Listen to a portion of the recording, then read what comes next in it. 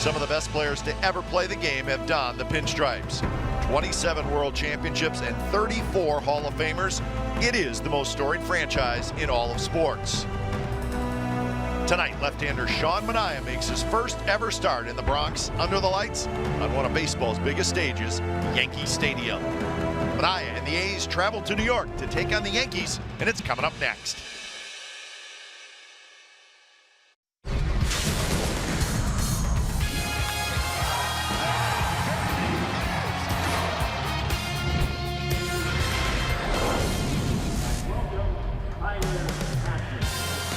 Well, the A's 7-game road trip starts tonight in New York City. We are in the Bronx at beautiful Yankee Stadium. It's game one of a 3-game series, and it'll be the big left-hander Sean Manaea who's going to pitch for the Athletics. It's the A's and the Yankees coming up on NBC Sports California, powered by Xfinity.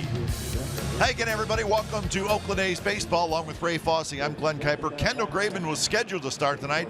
Shoulder's been bothering him just a little bit, so it'll be Sean Manaea tonight. First time ever starting in this ballpark. You know, at least he started on the 20th of May, so he has a normal rest. He's actually got an extra day. But Sean Manaea, it's amazing. These young pitchers are getting a chance to experience something that they've never experienced before, and that's pitching at Yankee Stadium in the Bronx. You see his numbers on the road, not that great. As a matter of fact, he's never won on the road, but the one thing he gets a chance to do tonight is pitch against a very good ball club. Lefties seem to do well here at Yankee Stadium. Let's see if Sean Manaea can do that tonight. Baseball world is quickly learning about one Aaron Judge. He's 25 years old. He's a hulking figure, and boy, he has been great. And if you're great at an early age in New York, you can be a hero. And you're a gentle giant, and you hit balls as far as he does. We saw Giancarlo Stanton in Oakland. He's small by comparison to this guy. At 6'7", listed at 282. He said he's 272. He's hitting them as far as anybody's ever hit them at Yankee Stadium. So it's a challenge for the Athletics, especially for the 3 starting pitchers in the bullpen. But Aaron Judge is for real. And the most important thing for Brian Cashman, he didn't trade him when everybody wanted it. And this is a very good Yankees offense. They're leading the American League in run scored. Yankees will send Masahiro Tanaka to the mound. He'll be looking for his 6th win of the year, but he is a struggling pitcher right now. It is a beautiful night for baseball in New York. We're looking forward to a good series. It's the A's and the Yankees coming up. We'll have lineups at first pitch right after this.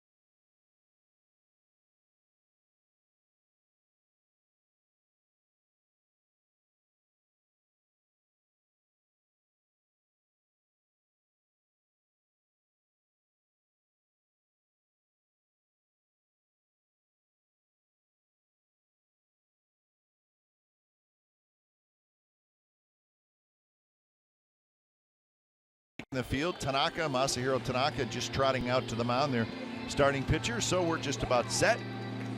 As the A's, like the gentleman in the studio were saying, they need to start playing better on the road, and this would be a good road trip to do it because you're playing two very good teams. Well, maybe last time the A's went on one under 500 had a bad road trip, and they're full under now. Let's check the game time weather presented by the Santa Cruz Beach Boardwalk. The boardwalk is open. Visit beachboardwalk.com for park hours. It is a beautiful night for baseball. No humidity whatsoever, and 70 degrees, just a light breeze, a few clouds in the sky. It rained for pretty much most of the off day yesterday here in New York, but not so today. It's beautiful. So, see if the A's can get this 7-game trip started on a winning note. Starting lineup tonight for the Athletics is brought to you by Southwest Airlines, and here it is. Rajai Davis in center, Matt Joyce in right. Jed Lowry's at second. Lowry is a very hot hitter right now. Chris Davis will be in left field. Then it's Healy, Plouffe, Vogt, Canna, and Rosales. One start last year for Tanaka against the Athletics, and he won. That was the Coliseum. So Tanaka, and you really have to be concerned, as Darren Bushier's hitting coach says, he has that little hesitation. Most Japanese-born pitchers do. Slows down, then kind of hesitates. And he says you have to forget about that because he's different. Try to pick up something release point. He's got a lot of different types of pitches. You see how much he has pitched. 5-3 record, 6+ ERA. As Kipe said, having a few difficulties, but he's always good, it seems, when he faces the A's. Defensively, the Yankees a lineup like this. Gardner, Hicks, and Judge in the outfield. Then Headley, Gregorius, Castro, and Chris Carter, former Athletic, is at first. Austin Romine is the catcher. So that's the Yankees defense, and we're set for baseball as Rajai Davis strides to the plate. Tanaka has finished his warm-up tosses. Listen, with Chris Carter, what he did against Manaea in Milwaukee last year. That's right. I forgot about that. Yeah, well, I did too. He didn't, though. He said 5 RBI, 2 home runs. I said, yeah, you haven't strike yet. But I knew he would be in the lineup. He's going to be at first base, as you mentioned. So the first pitch of the game is just a touch low to Rajai Davis. So Tanaka and Manaea is your pitching matchup tonight in game 1 of the series. There's the numbers for Rajai Davis. 219, a couple of home runs and 12 RBIs. Umpires tonight, that's Tim Timmons calling balls and strikes. Will Little, Jeff Kellogg, Clint Fagan. That's Jeff Kellogg, and he is the crew chief, and he is at second base tonight. Roll call chant going on. Something that always happens here at Yankee Stadium in the top of the first inning, and they will chant a player's name until that player turns, acknowledges those folks out in right field, and when they do that, then they move on. That's the judges' chambers. We'll explain that to you a little bit later. So, as always, a lot going on here at Yankee Stadium. 1-2 pitch, ball in the dirt. Rajai Davis swings and misses, and that's how this ball game gets started. Well, that's the pitch the A's have to really be diligent about and not swing at the split, especially against a couple of strikes. He will go to this pitch, the split finger fastball. It wasn't a strike when it left his hand, but he finished him off with the pitch. That was a splitter in the dirt. One thing about Romine, the catcher, they have the catcher's ERA when they're behind the plate. His is very low. The club has a good record, and not surprising that he's catching Masahiro Tanaka in the opener of the series tonight. And he usually catches Tanaka, yeah, is that correct? Exactly, yeah. Here's Matt Joyce, first pitch, a little bit low. But catcher really does not have enough fingers. That fastball, couple of 2 and 4, plus a splitter, slider, cutter, curve. I mean, you only have a thumb and 4 fingers, so you have to have multiple signs with him pitching. 1-1 the count to Matt Joyce, hitting 198 with 5 homers, 17 RBIs. You know, Cap, you think about the number of pitches Tanaka throws. He essentially could throw a different pitch, every pitch, to a hitter. He has that many, so he does not have to stay with just the fastball.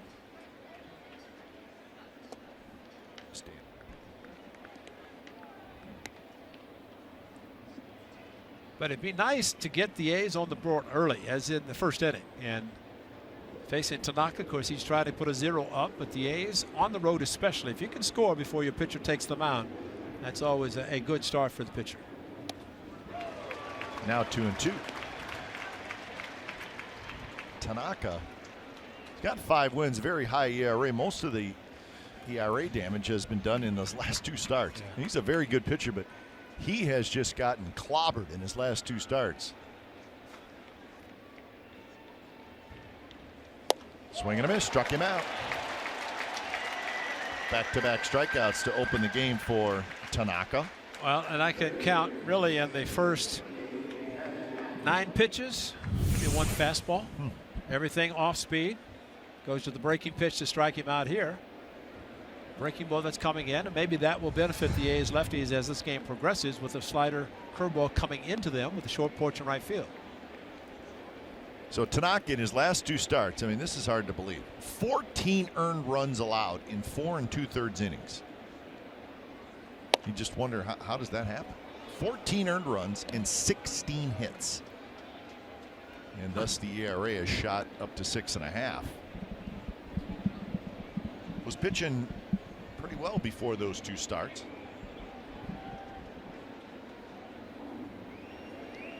Facing a hot hitter, stay hot, Jed Lowry, as he shoots the gap into right center field. It's going to go all the way to the wall. It's picked up by Hicks, and it's another double for Lowry. He now has 15 doubles on the year, tied for 3rd in the American League. And that's 5 consecutive hits going back to Wednesday's 4 for 4. And actually make it 6 consecutive. He had a double in the game on Tuesday night. So Jed Lowry hot. And if the A's can duplicate what they did on Wednesday, a double by Jed Lowry, a 2-run home run by Chris Davis, the A's will have a 2-0 lead as they did on Wednesday behind Sonny Gray. Now Lowry's as hot as there is, and come up 3rd, couple of strikeouts, and then all of a sudden, pitcher's pitching out of the stretch. And here is Chris Davis.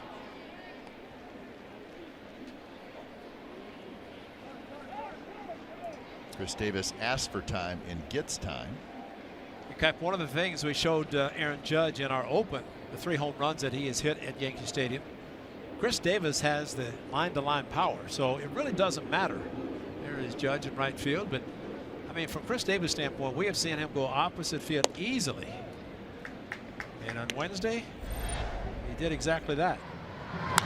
That was to right center, just inside-out swing, and that quick 2-0 lead. A salute to Chip Hale and a handshake, and that bobblehead will be coming out soon with the salute by Chris Davis.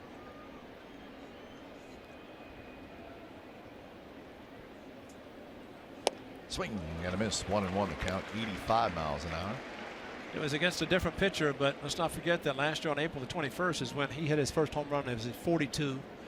That was here at Yankee Stadium against the lefty Shreve. So he knows that he's way ahead of last year's pace, and he also knows that he can go out to right field very easily.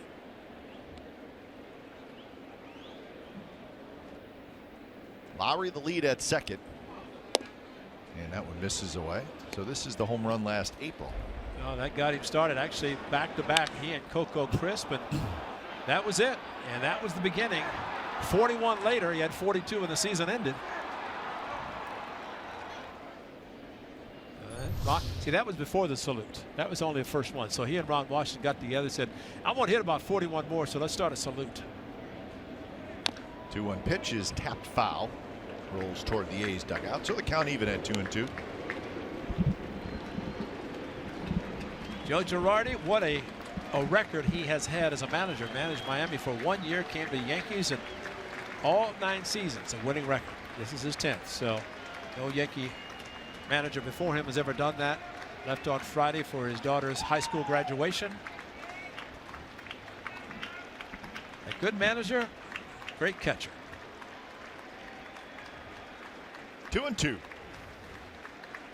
Got him swinging. So Tanaka strikes out 3, gives up the 2-out double. Nothing else for the Athletics. Yankees come to bat when we come back.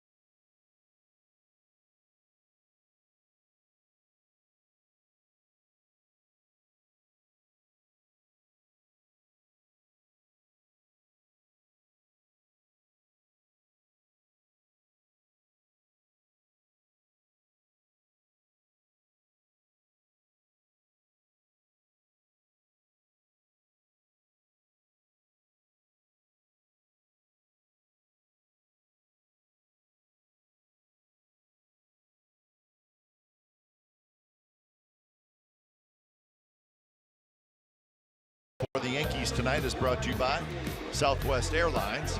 Brett Gardner will lead things off, and then Aaron Hicks, Matt Holliday's the DH, Starlin Castro is at second, Aaron Judge in right, and it's Gregorius at short, Headley at third, Chris Carter at first, and Austin Romine is your catcher. As we mentioned, Sean Manaea making his first ever start here at Yankee Stadium. He started against them last year at the Coliseum on May the 21st, just the one start.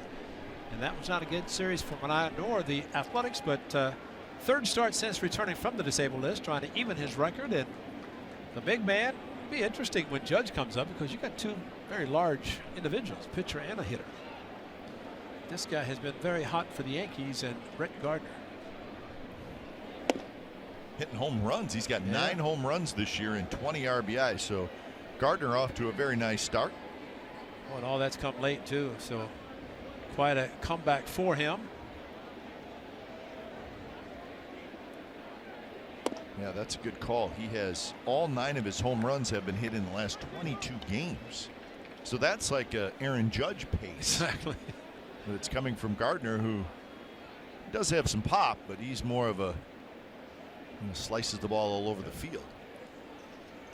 2-0 pitch it low, and now it's 3-0. You know, those numbers, you look at his numbers almost like Yonder Alonso compared to last year, because Brett Gardner has hit home runs, but Alonso only 9, all of, well, highest ever, and he has 13. Look at Gardner last year to compare this year. Touch inside, and it's a 4-pitch walk to lead off the bottom of the first. Defensively for the A's, Davis, and Joyce in the outfield. Plouffe, Rosales, Lowry, and Healy around the infield. Stephen Vogt is your catcher. So Yonder Alonso out of the lineup again today, with when we left on Wednesday, got hit in the arm, the wrist area. So getting closer, not quite ready to get back. That's not a great spot to get hit if you want to jump back in there, because as a hitter, it's your wrist, your hand. That's the worst spot to get hit. Here's Aaron Hicks.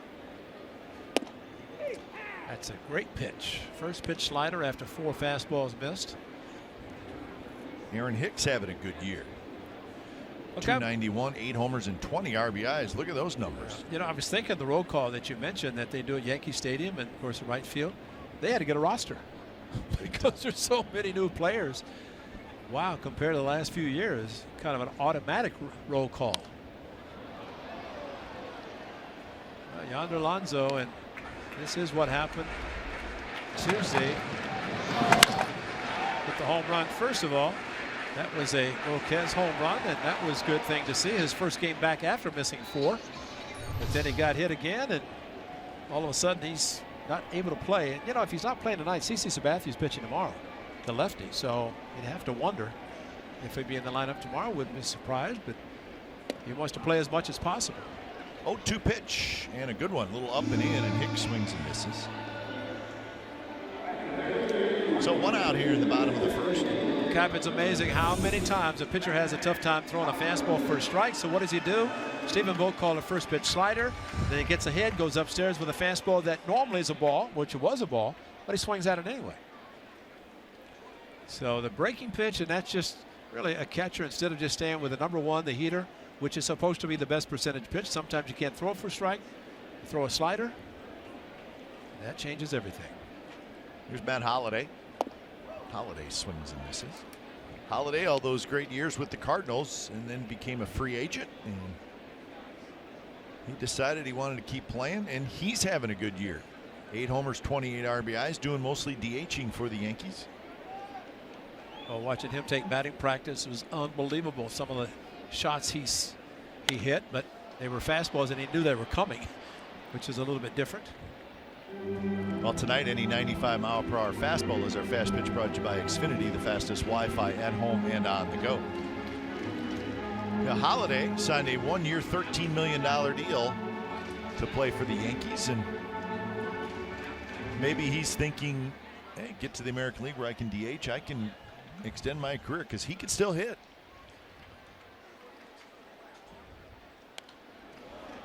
Well, you remember when he's with the Athletics, he couldn't catch up to a fastball. If he goes to St. Louis, he's traded there. they throw him all off-speed pitches. He signs a $120 million contract for 6 years or something like that. But he's a good hitter, but you try to go soft with him. Power hitters usually do a good job with off-speed pitches. If you're going to throw the slider, throw it hard.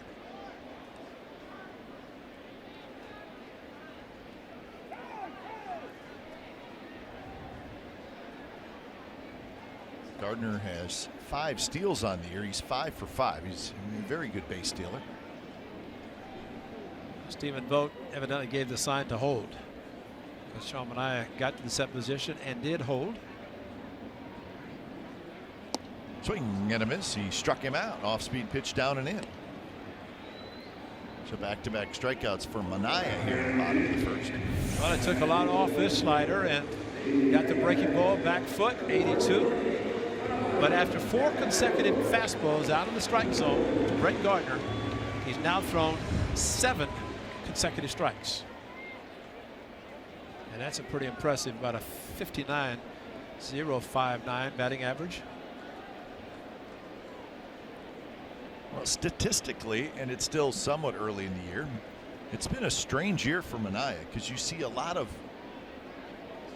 really good numbers, but yet his ERA is over 5. The walks have been up a little bit, but well, he was told he made the rotation in spring training. What did he do? He promptly walked 5. In the next Cactus League game, he had a 5-walk game against the Astros. That was the Coliseum. Gardner, like he may have been thinking about going. Manaea goes over there. He doesn't have a good move to first, and so if Brett Gardner does go with 2 outs, it probably would be on first move.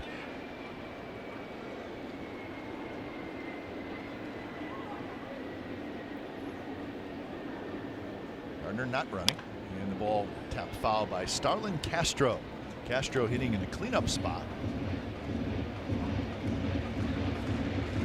Hitting .328 on the year. That's 6th best in the American League. He's got 7 homers and 27 RBIs. Probably not your prototypical 4th place hitter, though. Not really. I mean, if you look at the history of the New York Yankees.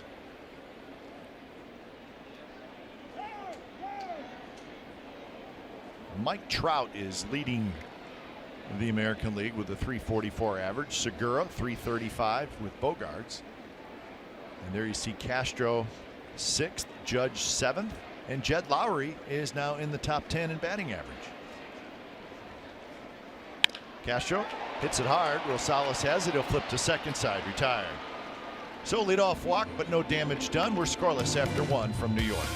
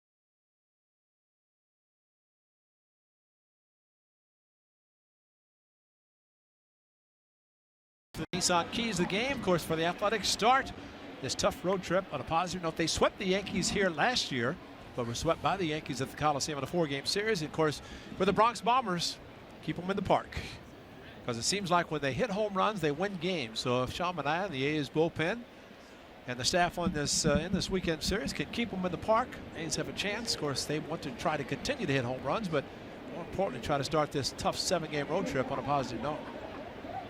First pitch to Healy is a strike on the outside corner. Healy at 260.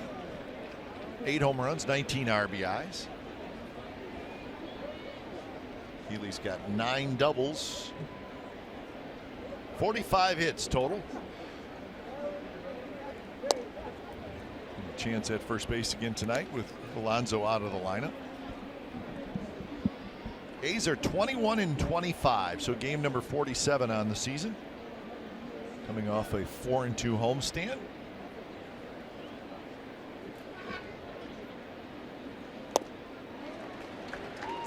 Chris, you hate to keep talking about it, but it is the issue. The road record. 6-15, a pretty good home record, but the road record, they have the fewest road wins in the major leagues. So when Steve Vucinich wears shorts, that usually means good luck, and there could be a road win tonight. Vuce has the shorts on, so that's good luck. Healy strikes out. That's 4 strikeouts for Tanaka. You might as well just get used to something other than a fastball. If you're looking fastball, you're not going to get it. Here's another splitter. Straight down at 89. That's a hard thrown splitter, too. That's not an easy one.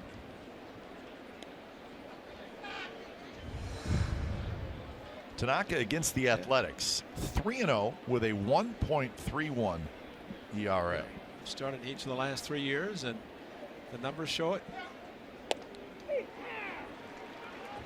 So Tim Timmons doesn't get enamored by every pitch that he throws, but 0-1 to Trevor Plouffe, hitting .243. And a quick 0-2.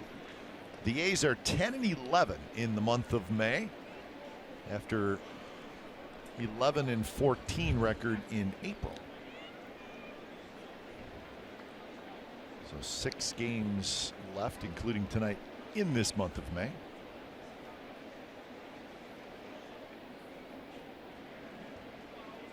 Oh, 2 pitch, hit hard but foul.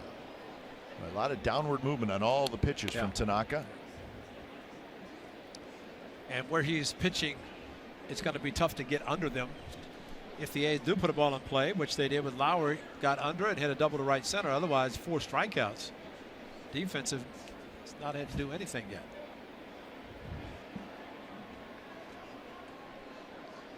Another 0-2. Swing and a miss on a pitch in the dirt. Romine fires to first, and that's 5 strikeouts for Tanaka. Another split finger fastball. See Romine, and you know the way Romine sets up and then waits really almost until Tanaka set up and started his windup. Of course, Romine knows it's going to be a splitter, figures it's going to be in the dirt, and almost reacted a little bit too slowly to get to the ball, but he did block it, and enough time to throw him out at first. Speaking of in the dirt, Ray, 5 swinging strikeouts for the A's, and I think all 5 of the swinging third strikes have been out of the strike zone. Yeah, even the one Chris Davis, he didn't. It wasn't a split; it was a slider, but way off the plate. So the A's chasing right now on Tanaka, and that's why he has 5 strikeouts.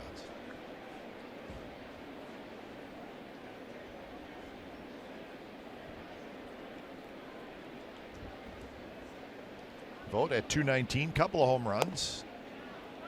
That's the pitch that you kind of got to lay off of. If you see it down there and you see it start low, it's going to be lower. Every one of his pitches moves downward. Exactly. There should be another split. Wiggle probably is a split finger fastball. See the grip on his. There it is. That's nasty. But you can actually, with the center field camera, which is great, you can see the finger split, indicating the split finger fastball. See, there's the grip. That's a great shot, guys, because that's perfect. And then right over the top, and you see Romine sets up with the target in the middle of the plate. That's where you want to throw the splitter.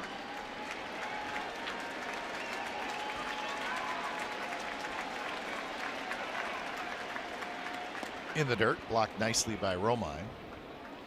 See, as good as a splitter is, you make a mistake, it's like a batting practice fastball, and it can go in the seats very quickly.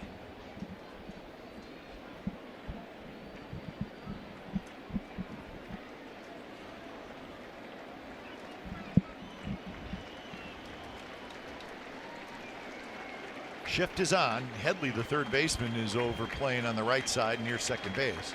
Shook off the splitter to go to the slider down and in. Ripped into the seats, foul, and let's hope everybody's okay. Right over top the Yankees dugout. And there's some high-fiving going on down there. That's a good sign.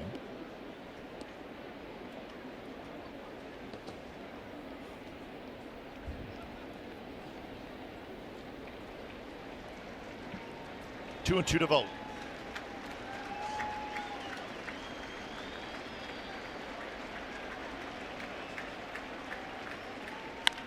That one's hit hard, right to second. Castro scoops it up, and that's a 3-up, 3-down inning with a couple of strikeouts for Tanaka. Bottom of the second coming up. Aaron Judge is going to lead it off.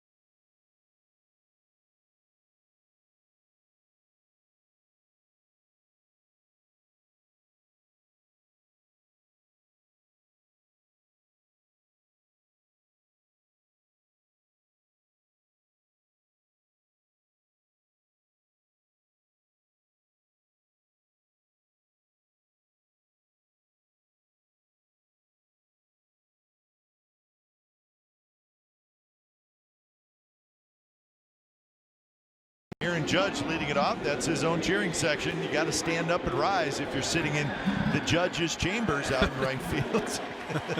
All rise. That is great. We'll tell you exactly what the judge's chamber is all about after Aaron Judge takes his at-bat. The big fella. And he taps this one fair ball toward Plouffe. Plouffe throws in time, and Aaron Judge on the first pitch is retired. So what the Yankees have decided to do is they put in the judge's chamber. There it is. It's out in right field. What they do before the game, Ray, is they have a couple Yankees employees that go around the stadium and they randomly ask fans, hey, would you like to sit in the judge's chamber tonight? If they say yes, they take them out there. They get 18 fans. There's 18 seats there. They have to wear the Yankee robe. But they sit out there and they just have a good time. You could say no, and they say okay, and they move on. So they just randomly pick 18 people from the stands, and they can sit out there if they want. So that's the judge's chamber. And one lady said, enough is enough. I'm taking the robe off. I'll put it in my seat. I'll stay here, but it's too hot. Oh, that's great. More action for Plouffe, who was playing in. He spins and throws out Didi Gregorius. Well, the amazing thing, Aaron Judge is a rookie. Yep. He's hit 15 home runs, 31 runs batted in. But for all this hoopla surrounded a young kid who has not even played 2 months in the big leagues, or at least this year. He came up last year, but I mean, that's a lot to put on a young man. And if he wasn't as nice as he is, he probably would feel the pressure. I don't know if he's going to. But that's quite a credit to him and his success. Here's Chase Headley. I think the biggest thing is we mentioned our open, the fact that Yankees are really doing it the right way now. They're just not going out and buying players, and you can see the contracts are going to be coming off the payroll, and once that happens, and the young players they have, Brian Cashman, the general manager, around the league, around baseball, they knew the Yankees wanted to try to reload. That's a quick, good inning for Manaea. We'll talk more about that when we come back. Good inning for Sean Manaea. A couple of ground balls and a strikeout.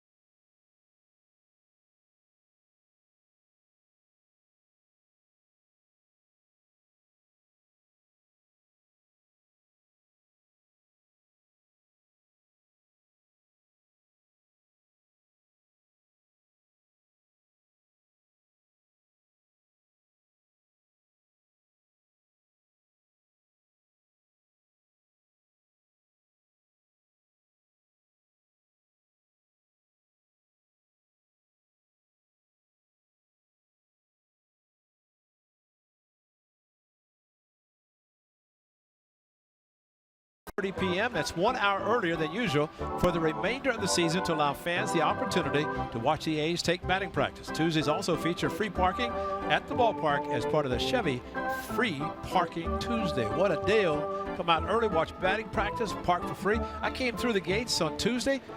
They were all wide open. Nobody was there. I said, what's free parking? So they're just wide open and come in and watch batting practice. And a nice deal. Mark Canada lead it off. Canna, Rosales, and Davis, 8, 9, and 1 for the A's. No score, top of the third. Canada is the DH tonight.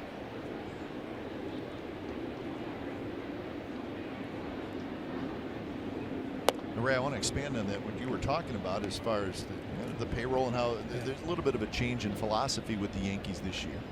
Last year, their payroll was $222 million. Incredible. This year, it's $170. So just stay with me now. So that is a $52 million difference from last year to this year, right? So that's a lot. After this year, they will be done paying Alex Rodriguez. That's $21 million. CC Sabathia's contract is up. That's $25 million. Matt Holliday, one-year deal. 13. His contract is up. That's 13. Michael Pineda, $7 million. Tyler Clippard, $6 million. That's money coming off the books this year. Yeah. That totals $72 million. Okay. Tanaka has an opt-out after this year. Let's say he opts out. And he probably will. That's $22 million. Wow. That's $94 million potentially coming off the books this year after a drop in payroll of $52 million last year to this year. Think about that. Yeah, this is the Yankees we're talking about. I know, and which allows them, of course, they're still going to have a lot of money coming in. Although you're going to have to pay guys, and I get that, but the point is all of a sudden, payroll-wise, they're in a pretty good spot. Swing and a miss, struck him out. But I remember when Roger Clemens was here. You know, his one statement was, the Yankees don't rebuild, they reload. Well, now they're rebuilding. There's a hanging curveball, but he's thrown so many. That's probably the highest slider he's thrown in this game so far in the first 8 hitters. But I think the fact that they are rebuilding, but they have the second best record in the American League. Exactly. So first they seem like they're in a pretty good spot. Yeah. Well, and you develop young players, and I mean, just think of Jacoby Ellsbury when his contract is up. That was not a good one. I mean, he's not a home run hitter. He's on the disabled list right now. But that's another huge contract that maybe they paid him a lot just to get him away from the Red Sox. But you're exactly right with the payroll dropping dramatically. And I think under the new regime, they're seeing, and of course Hal Steinbrenner is still part of it, but they're seeing that they can play as well, not spend $250 million over the course. I mean, they spent over $1 billion in salaries, never won.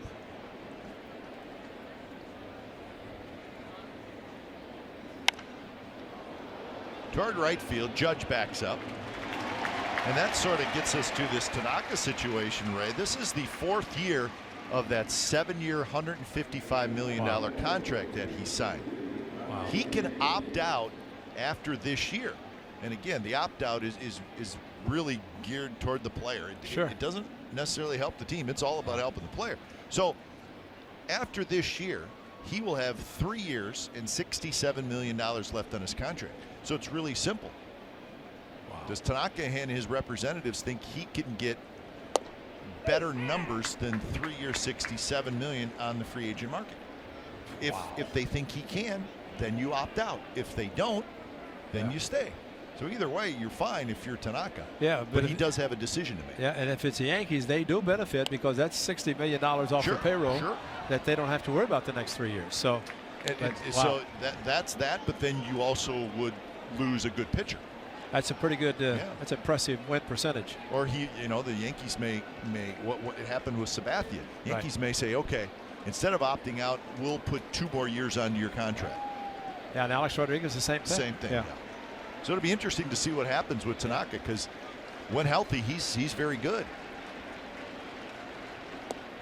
And you're right because pitching is a premium, and you could develop probably position players easier, and you may have to go out and spend the money, which they could save a lot of money, and maybe go on the free agent market and try to bring pitchers in. And in the past, the Yankees have always outspent everybody when it came to free agencies, but they can develop players, which they are. But they have building blocks. Obviously, Judge, who is still a rookie, but Gary Sanchez, the young catcher, is terrific. Greg Bird, left-hand hitting first baseman, who's been hurt quite a bit lately, but they really like him. So there's some building blocks there, along with some good veteran players. Rajay Davis swings and misses. So a couple more strikeouts for Tanaka. He's got 7 through the first 3 innings. So back to work for Sean Manaea.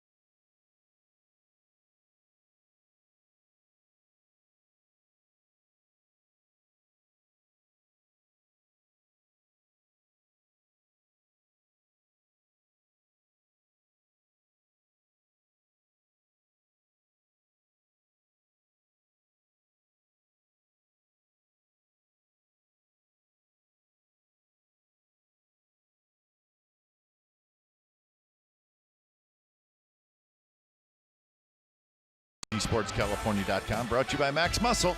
Log on each week as A's insider Joe Stiglitz talks baseball with players, coaches, special guests, and more. You can also get it on iTunes, Stitcher, Google Play, and Spotify. The latest guest is Emo, Scott Emerson, bullpen coach. The big fella, the big left-hander. Oh, nice man. Speaking of big man, here's Chris Carter. Not surprised the first pitch was a slider. Carter at 209, 4 home runs, 13 RBIs. Now, last year on June the 7th, Chris Carter hit 2 home runs, a 2 and a 3-run home run. The A's lost at Chaminade 5-4. And he had fastballs out of the strike zone. He has gotten 2 sliders that were strikes and a fastball way off the plate. But the fastballs he hit, you remember, Kime, in your home state, straightaway center field on fastballs up and away.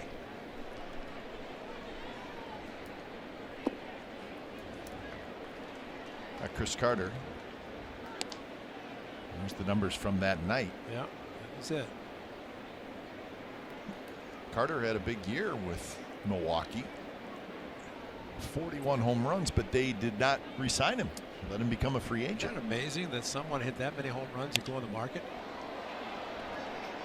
For Jed Lowry, Rosales. It's going to be Rosales right behind second base, makes the catch. So Carter is retired, 1 out. Here's Austin Romine. So he teased him with fastballs and threw him off sliders. Joe Girardi said that Chris Carter is nicknamed CC, except when CC pitches. So tomorrow he'll be Chris. Big Chris. Yeah, tomorrow it's CC Sabathia. Hey, Joe Girardi has seen some great ones, and seen those great ones really not win as far as a team. Romine belts one to right center field. That's hit pretty well. Davis is back, and it's off the top of the wall. Bounces right back to Rajay. Romine hustling into second. He's got a double.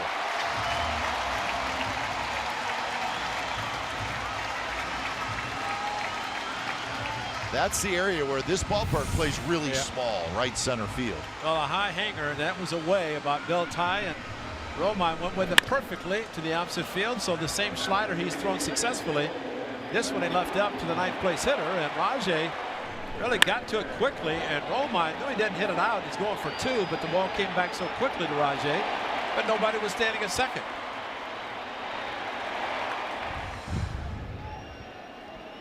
So runner in scoring position for Gardner.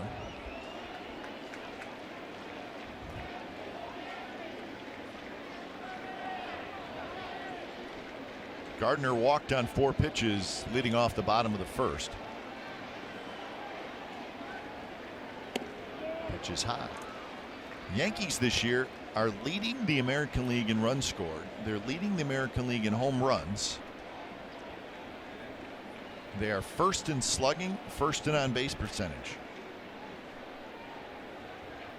Well, while the A's have many solo home runs, the Yankees have a lot of 3-run home runs. And you know, those add up. To your point, well taken about home runs get you back in a game. So 241 runs scored this year. Good batting average. Don't forget the stolen bases. They're 3rd in the league in steals. So it's a good offensive team.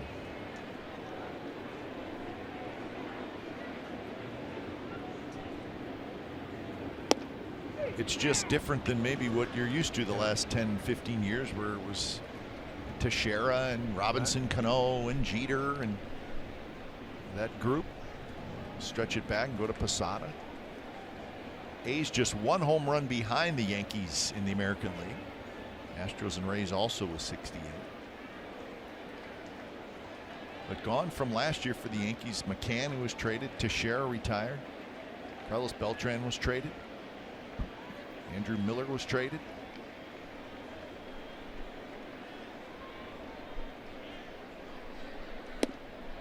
Chapman was traded, but then he's back. So that turns out, hey, everybody's happy. Cubs won the World Series, and the Yankees got maybe the best prospect in all of baseball, who's in AAA, Gleyber Torres, and they got Chapman back. And they also got Warren back, the pitcher that was traded Adam to Warren, get Chapman in the first place. So Adam Warren does come back. Strike on the outside corner. Good pitch. And Gardner said, I'm going to head to first base. 9 pitches, all fastballs. And that was perfectly thrown at 93 on a corner. So he's going to be sitting dead red. You got a right-hander Hicks in the on-deck circle who struck out on 3 pitches. You could go to the sliders, get him maybe to chase. Throw it hard, though, if you do it. Little pop-up. Plouffe backpedaling, and he makes the catch. A couple steps onto the outfield grass for the second out. That's a great fastball inside, jammed him. And first swing by Brett Gardner tonight on a 3-2 pitch that he jammed him.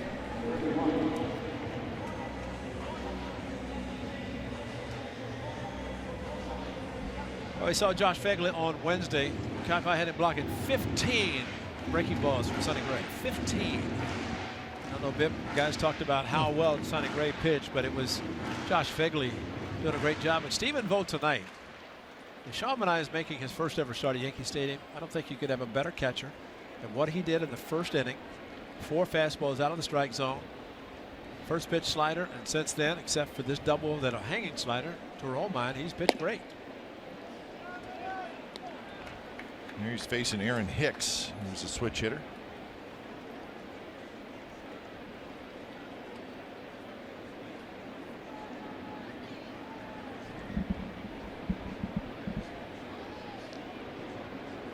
Two outs, runner at second here in the bottom of the third.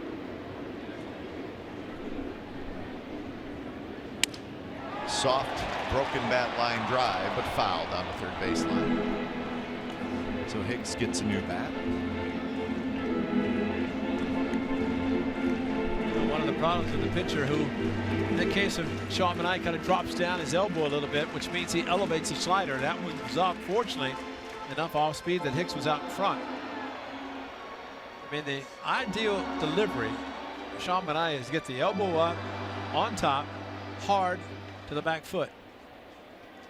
Now the right-handers that think it's a fastball and have it be a slider.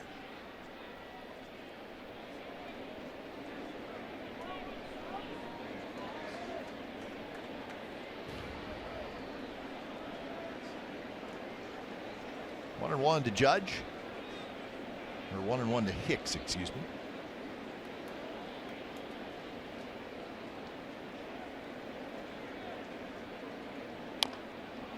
Good slider out in front, just got a piece of it. Sean Manaea looking back to second base, and Lowry and Rosales not even budging from their positions, which is normal with 2 outs. Kind of hold the position. So with Manaea just looking back a little bit longer, maybe trying to freeze Romine, but Romine can get a huge jump. See where Lowry is at second and Rosales. And really, they do not want to try to hold him close. Try to stay in their position that if a ball is hit near them, they can get to it.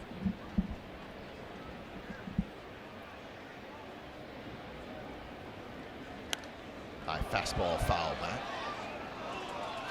So 1-2 to Aaron Hicks. Remember Aaron Hicks with the Twins? Yep. He was the Twins' first-round draft pick, and they had very high hopes for him. They thought he was going to be their center fielder of the future, and he just never could quite get it going with the Twins. And then a kid named Buxton came along. Yeah. If he could fly.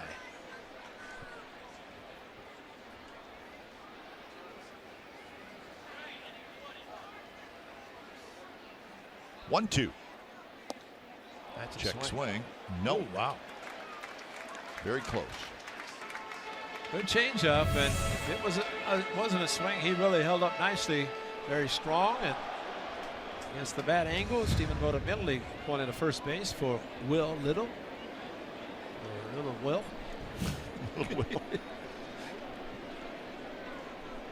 So the count even at 2-2 to Aaron Hicks.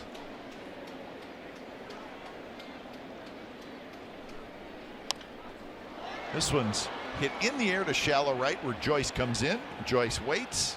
Joyce has it. Side retired. Runner stranded at second. So we're headed to the top of the fourth. No score. A's Yanks.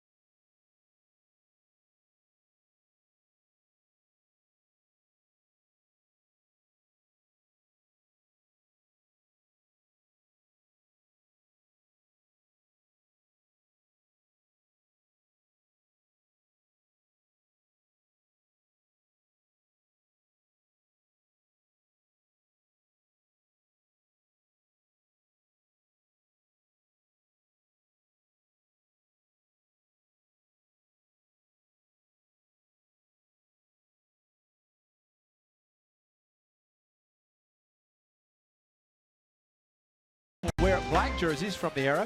And 15,000 fans will receive a dual bobblehead of Miguel Tejada and Barry Zito, presented by New Era Caps. For tickets to that game against the Braves, visit athletics.com/promotions. I just want to listen to music. That's good. That's awesome. That's good, Blair. Well, Steve Usners has a black jerseys here. Does he? Yeah. I think he brought every jersey he's going to have. Bruce spends 2 days packing jerseys. Yeah, bring an extra charter just for the equipment.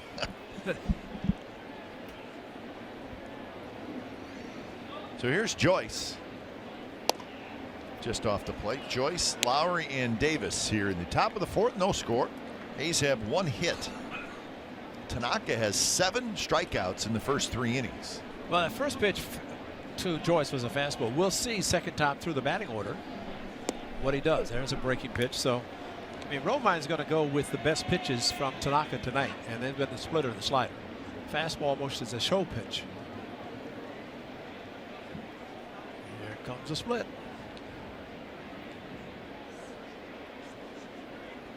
Is that deliberate windup that could throw the timing off a hitter a little bit? You know, you watch Romine, the catcher, Cap. I think a lot of times the catcher can tip a pitch, and I mean, he actually literally puts his catcher's mitt on the ground with the palm up, and that's when he wants the splitter thrown in the dirt. This is a conventional pitch, probably a slider.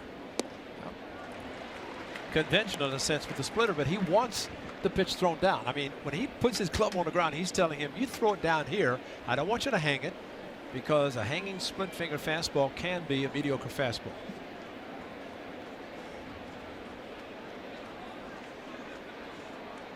Tanaka kicks and deals the 2-2 pitch in the dirt, blocked by Romine.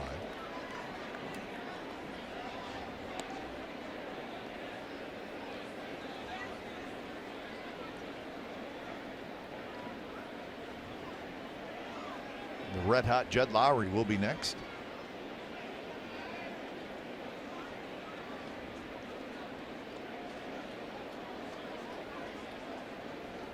Payoff pitch, got him swinging.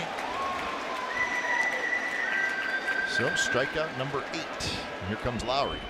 Jed Lowry on Wednesday, it was a double. That was a right center.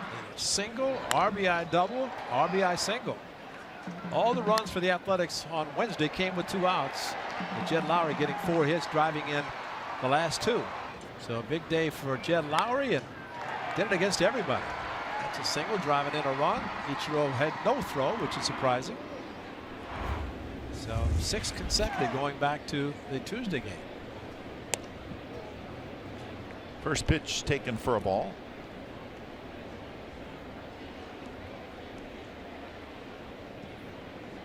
Lowry's average now at 304.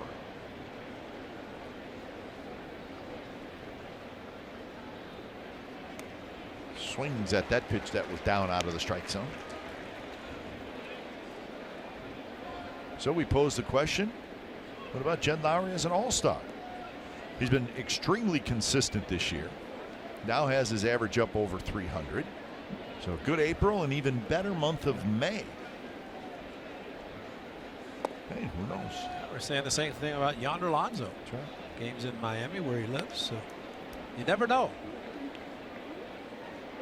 Remember, both Jed Lowry and Yonder Alonso, their walk year. This free agents after this year, so the A's will have a decision to make what they do with them. Alonso with 13 home runs. Outstanding first base defensively as always. 2-1 pitch right on the outside corner, 2-2. 85 miles an hour. Well, they say, and they call it pitching backwards, and that's throwing off-speed pitches when it's a fastball count. Well, he definitely does that. Definitely, and he has great command with the pitches.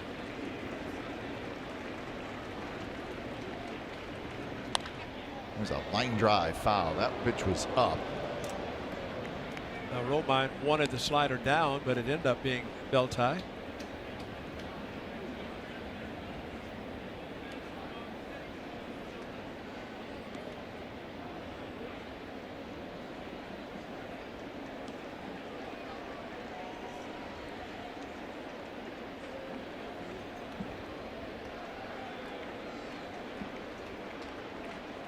Shift is on for Lowry. And he doesn't care. He just lines one to left field. Sit next to Jed Lowry on the bench. I'm telling you. Well, that's 7 consecutive. They go fastball up and away. And what does Jed do? He just goes that way. Actually, strike 3 if he takes it. 95. But that's smart hitting. Jed, one of the best at going opposite field, especially in the gaps for doubles. But this with the shift is to the left fielder, Gardner. So both hits for the A's tonight belong to Jed Lowry, and that'll bring up Chris Davis. Davis struck out in the first.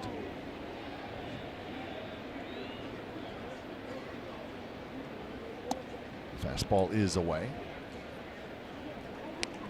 And we've seen Chris Davis hit so many opposite field home runs, and what he did in his first at bat, of course, Tanaka, number of strikeouts that he has for tonight, but right-handers kept throwing Chris Davis sliders away, and he kept opening up. And really, the more he takes those pitches, he may get better pitches, especially inside, that he can go opposite field with the home runs. And now 2-0.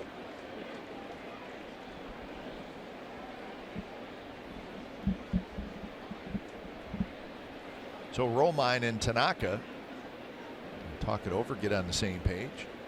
Let's see, is that the baseball lingo? Because unless Romine speaks Japanese, they probably are able to communicate. I would hope so.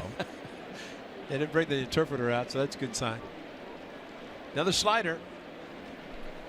This is the one he has to lay off unless it's up and he can go opposite field.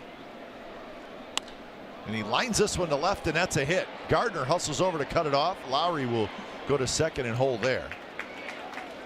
So Chris Davis with a line drive single. The A's have runners at first and second and 1 out.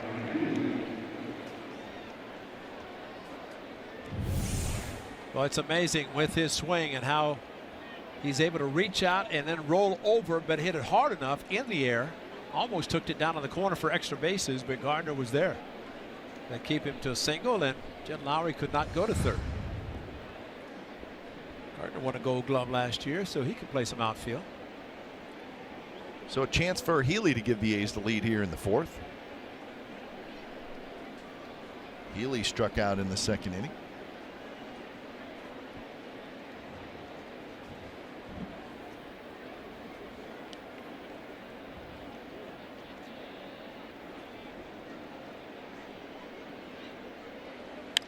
Ooh, that one hit high in the air, but hanging up in right center. So Hicks has it, and Hicks gets it back in. So Healy goes after the first pitch. I think he got a pretty good pitch to hit there. Yes, he did. A hanging slider, and he just got under it. That's when you throw a first pitch breaking ball, and sometimes hitters will just take it. Other times they'll do what Healy did and just got under it.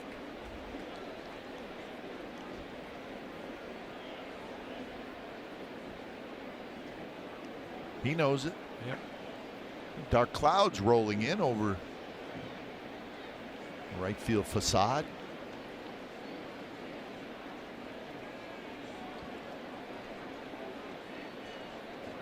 So here's Trevor Plouffe, who will try to come up with a 2-out hit. Lowry at second, Davis at first. Plouffe takes a strike on the inside corner, 85 miles an hour.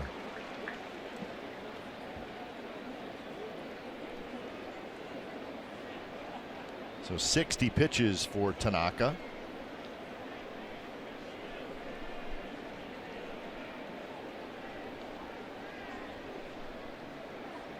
Hicks, the center fielder, shaded slightly toward right center. Gardner well off the line and left.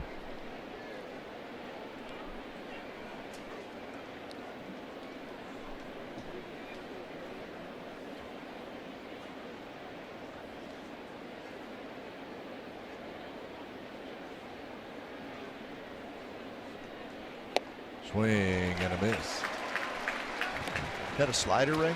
That was a slider, and the pitch that he threw, the first pitch might have been a splitter at 85. It did nothing, but that's definitely a slider. Start in the middle of the plate, and it's the kind of slider you want to throw if you're behind in the count, not necessarily to get a chase pitch. Now they've started more outside corner.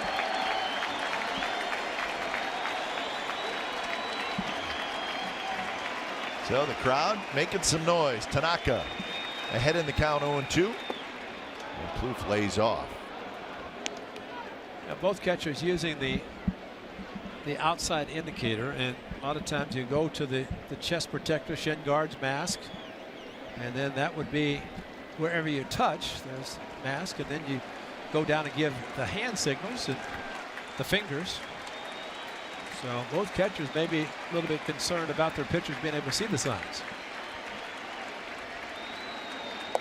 And he got him swinging. Chased out of the strike zone. So 9 strikeouts for Tanaka. The A's leave a pair on as we head to the bottom of the 4th.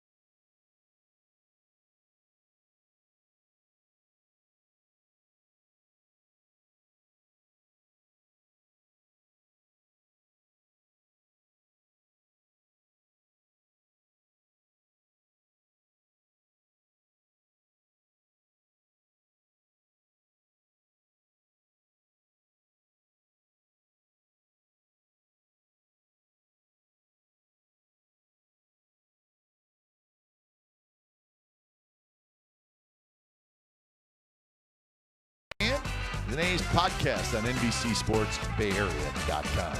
As a podcast, I should say, not as an A's podcast. So check that out. It's a good show. Ray, Kelly, and Greg. Here at Yankee Stadium, 0-0, bottom of the 4th. It'll be Holiday, Castro, and Judge against Sean Manaea. Manaea's been good. 3 strikeouts, 1 walk. Has allowed just 1 hit. The A's have 3 hits.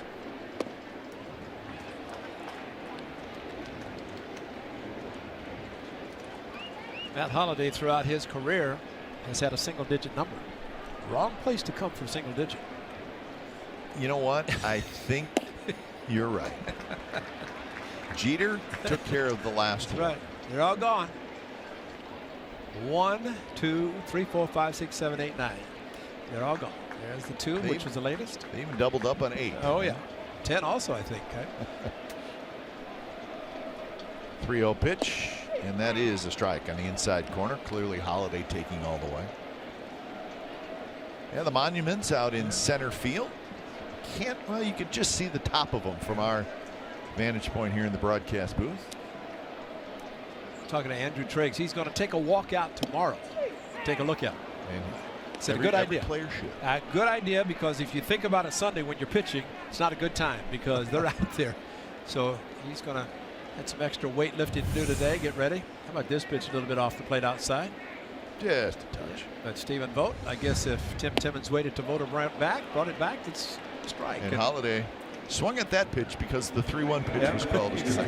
Hey, true story brought to you by McDonald's. May 14th of this year, Derek Jeter's number is retired. 14-time All-Star, future Hall of Famer. The number 2 is now unavailable. All single-digit Yankee numbers have been retired. He deserves it as much as any of those guys. So, congratulations to Derek Jeter. Well deserved. See his wife, who's expecting their first child.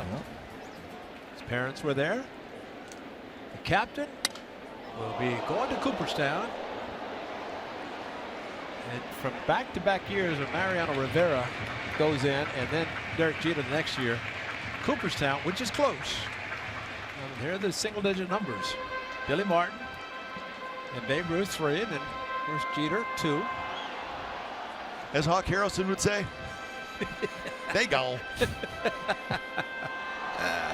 Yes, they're gone.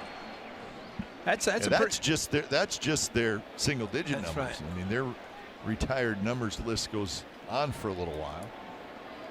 Well, there's two things that when you come to the Yankees.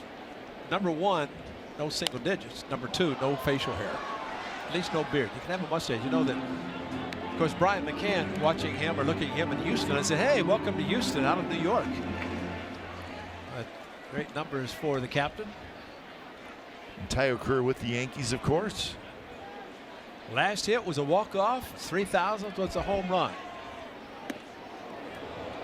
5 World Series titles. 3,465 career hits.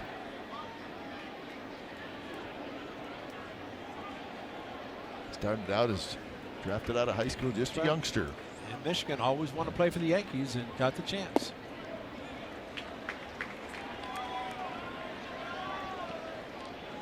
But a lot of respect even with the current Yankees, and of course with Derek coming back, and they retired his number, and when he does go to Cooperstown in the Hall of Fame, since Cooperstown is not that far from here, I'm sure there will be a large attendance. Yeah, that's a good call. Maybe the biggest ever. Yeah, so Mariano retired. Jeter was 15, right? So Mariano 14. So 5 years forward is the date when they go in first ballot.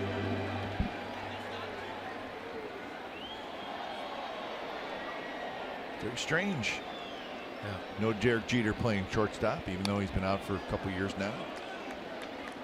I think the amazing thing when Alex Rodriguez was acquired to the Yankees, the understanding was he played third. Shortstop with Seattle and Texas Rangers, but as many people who said Jeter had lost some steps at shortstop, I'm sorry. He knew where to play the guys. His throw was accurate. And to have a shortstop that amassed the type of numbers he did offensively, I don't think you can compare. Hung on by Vogt on the foul tip, so Castro strikes out. 2 strikeouts in the inning from an eye.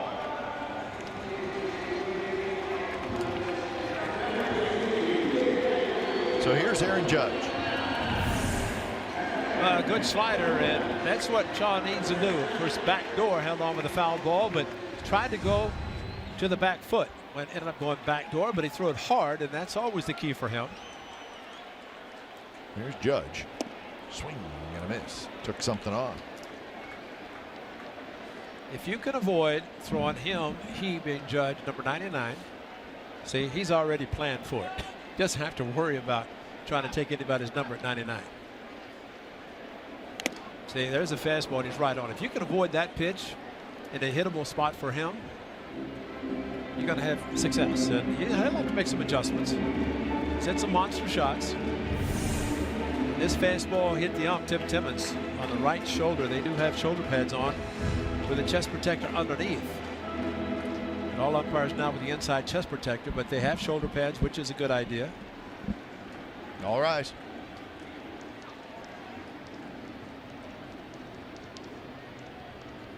Oh, 2 pitch. That's a good take by Judge. Last year, he probably would have swung at it. He got to the big leagues last year. He played in 27 games. He hit 4 home runs, but the concern was he struck out 42 times in 84 at bats. But he has gotten a lot better at making contact this year.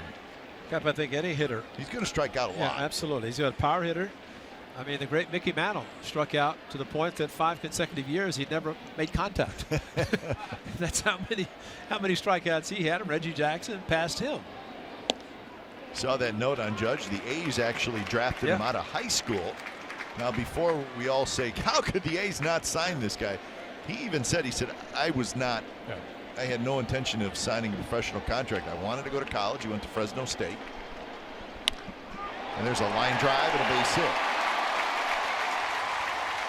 But that was like a 3-2 getting the over slider and not a 3-2 slider to strike him out.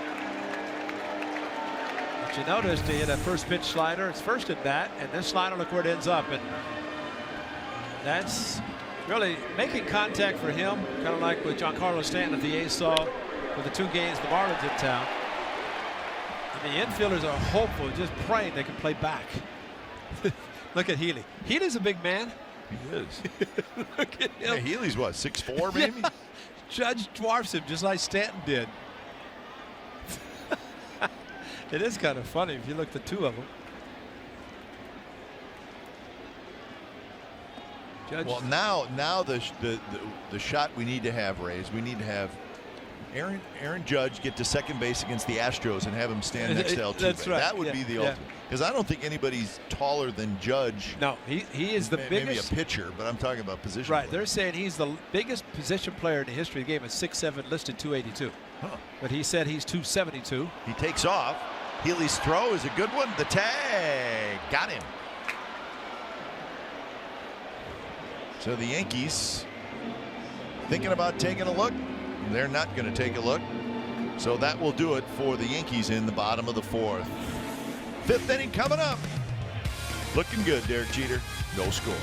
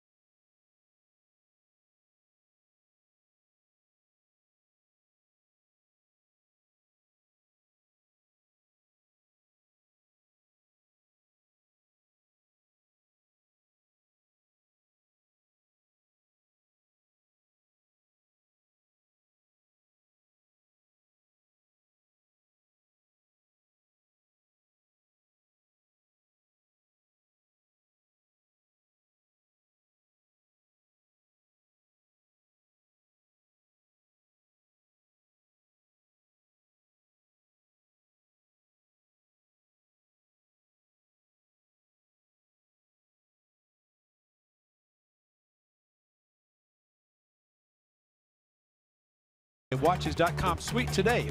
Visit athletics.com/tickets to book your suite. And for all A's fans, receive 20% off your first order at watches.com by using code athletics.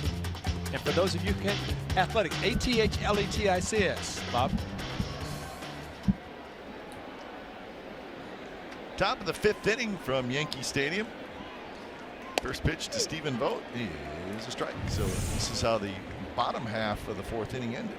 First move by Judge. First move by Manaea to Healy to Rosales. And a tag as a slide into second base.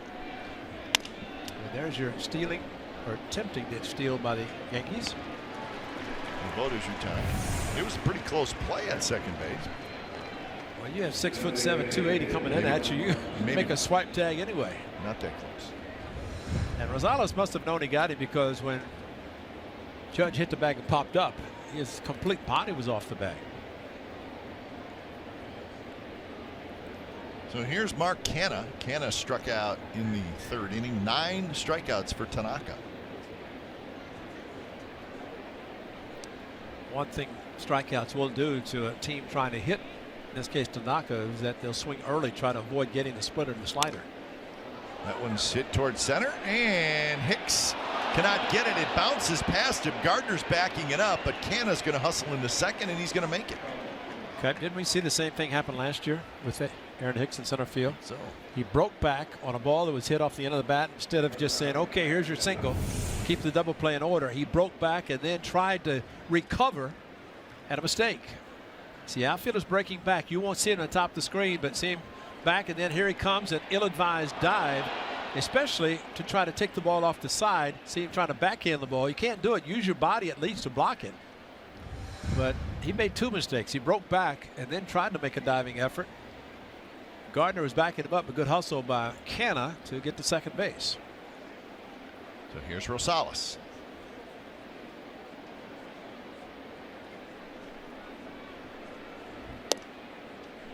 Now the A's have gotten a little bit better lately hitting with runners in scoring position.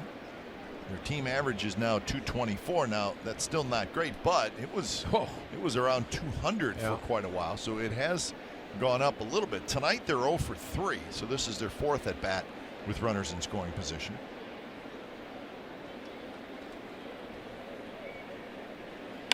Rosales hits one in the air to right center. Just missed another one. Judge has it. Well, just like Ryan Healy, a slider that stayed in the middle of the plate. Tanaka's been very good about keeping them down, but boy, you see that, your eyes line up, and all of a sudden you hit it straight up.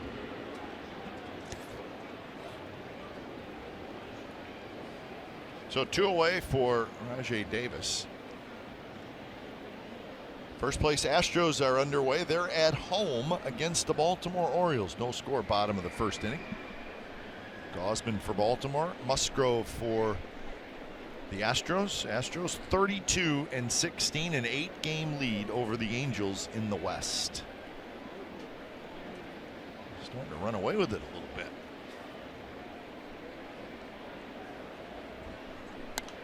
Rajai Davis fouls it back. Rajai Davis does not look like he is seeing Tanaka very well. He's 0 for 2 with a couple of strikeouts. That right there was the best swing he's had tonight.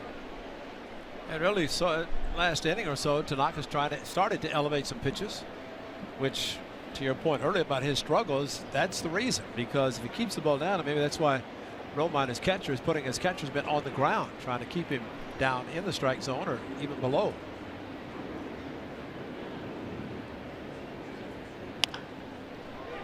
It's to the left side. Healy's got it. Fires across the diamond side. Retired. A. Strancana at second base. Bottom of the 5th coming up. No score.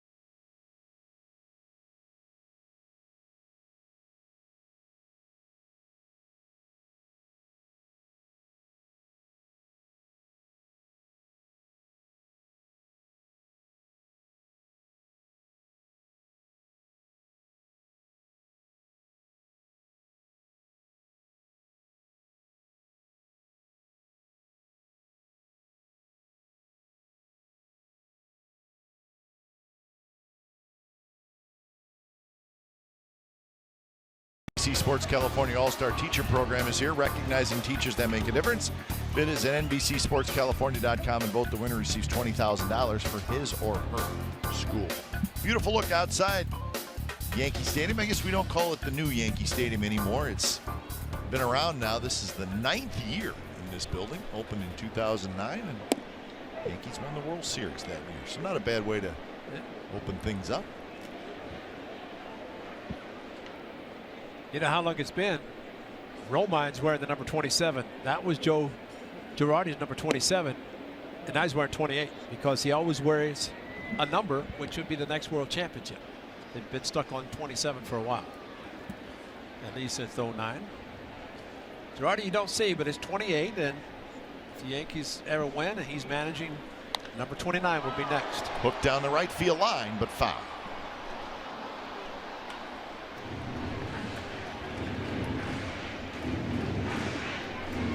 The address here, 1 East 161st Street in the Bronx. Yes, they used to have the nickname for the old stadium, the big stadium in the Bronx. That's right. I don't know that they call this stadium that. That was sort of a nickname for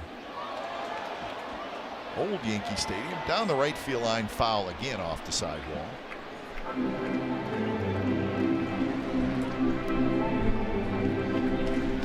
I don't think you can ever expect a new stadium as nice as this is to have maybe the atmosphere and the vibe of an old stadium like Yankee Stadium. This is a beautiful place. There's no question about it. Well, it is very similar to old Yankee Stadium in the sense that the inside part, but it's the underneath, as we've said, kind of the Taj Mahal. A little bit different. Yeah, Taj Mahal of baseball when you look underneath. And $1.5 billion would get you a lot of things, and that's what they have in this stadium. Manaea grabs it, stumbles a little bit, and throws to first. So Gregorius is out. So this is a shot of where the stadium is. Now it's not a live shot, but you see where those baseball fields are just outside the stadium? That is where the old ballpark sat. Yeah. So the old ballpark got knocked down, and you see the new one built right next to it. But that is where the old ballpark sat. And so right next to each other. And if Dallaire could superimpose the old stadium in that spot, it would look just like this one from the outside. It definitely would. Yeah. And let's not forget the mid-'70s. They renovated old Yankee Stadium, and the Yankees played at Shea Stadium for 2 years. Swing and a miss. So you're telling me then that you played at Shea Stadium in the regular season, and then you played at Shea Stadium in the World Series. That's right. Huh. Actually, 73, 4, and 5, all of them there. 73 in the World Series, and then I think it was 74, 75. They renovated Yankee Stadium, took the monuments and put them behind the fence. It's quite a sight. 1-2 to Chase Headley. Headley struck out in the second inning. Manaea has 5 strikeouts. Pitching well and matching zeros with Masahiro Tanaka. And I think the way Tanaka's pitching and the A's looks like they're starting to get to him a little bit. And he's pitched well, a lot of strikeouts in the first 3, but the last couple of the A's have had runners on base. Not been able to get a hit with the man in scoring position. That one foul just below us to our right.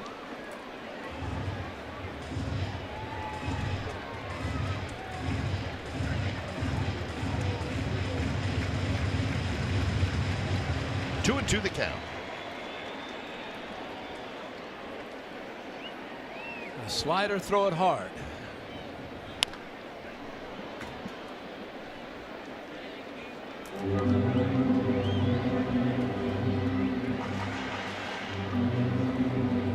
A Mets fan, a young Mets fan, just decided he wanted to see a little American League baseball. That's right.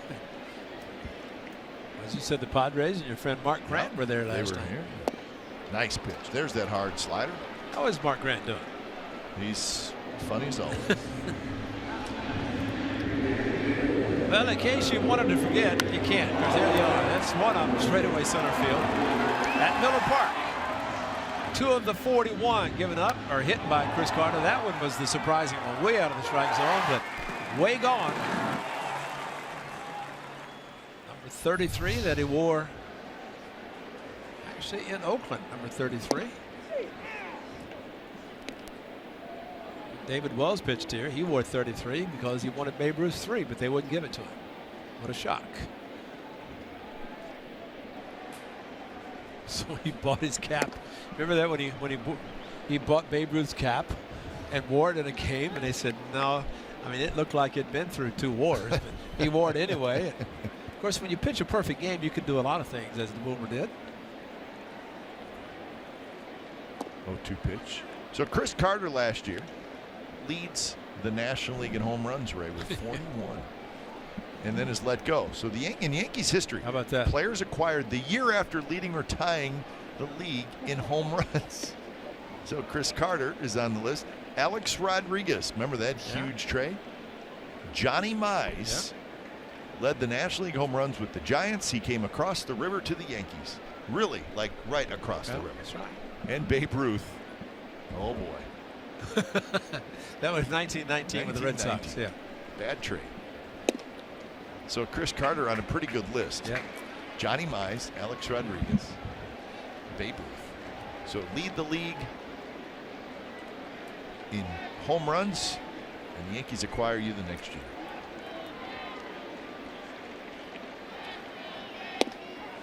Strike 3 called on the outside corner. Pitcher's pitch. Minaya will take it. So that's 7 strikeouts for Minaya, and we are headed to the 6th.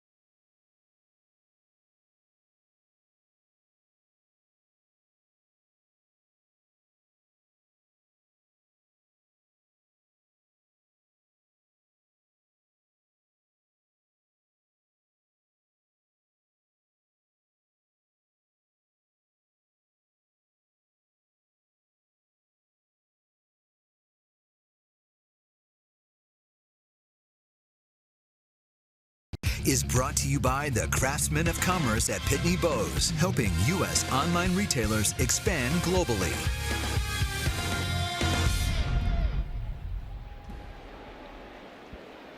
Welcome back. New York City on a beautiful Friday night. No score. Pitchers duel between Tanaka and Minaya. Hey, there used to be seats out there. Remember that? That's right. There's an area in this ballpark in deep left center field and deep right center field where the Yankees actually knocked out some bleacher seats and just put in kind of a standing patio area with some restaurant right behind it, which is really not a bad idea. See that right there, that opening used to be all bleachers. Like on the left, it used to just go all the way over to the background of that big restaurant out there. So they lost a little capacity seating wise, but they added kind of a nice standing area, which you see a lot in new ballparks. An area above the batter's eye, which you figured you're sitting up there standing and nobody's going to hit one. Well, the judge did. Get out of the way. 0-2 pitches in the dirt. Sano hit one up there in target field. If Sano hit the ball he hit against the A's here, it would go up where those people are standing. Exactly. Don't you think? Exactly. Absolutely. I was going to say it may hit Matt Joyce's picture on the Diamond Vision because he crushed it to straightaway center. But yeah, at least would go in that area. 1-2 pitch. Got him swinging. Well, they've stayed with the slider all 3 at bats. Matt Joyce. Slider, the splitter first pitch, and then he went to the slider. Trying to get under it, can't do it. So for the 8th time in Tanaka's career, he has 10 strikeouts in a game. And he's done it tonight in 5 1/3 innings. Here's the red hot Jed Lowry. Well, you know, we see Yu Darvish pitching for the Rangers, and it seems like he thrives on strikeouts. There's Jed Lowry, most consecutive hits. It's quite impressive.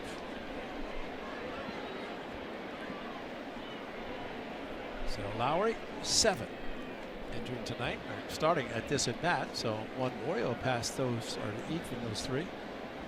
Brent Gates was a pretty good hitter. Magadan, of course. Josh Reddick we saw recently. Now with those Astros, who may never lose again. No, never. Also, Jed Lowry is sitting on a 7-game hitting streak. During that 7-game hitting streak, 15 for 27.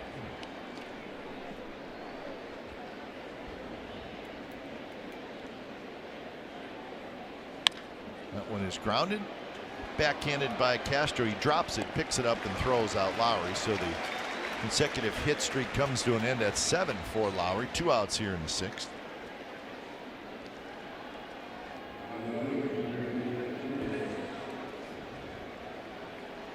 There's Chris Davis.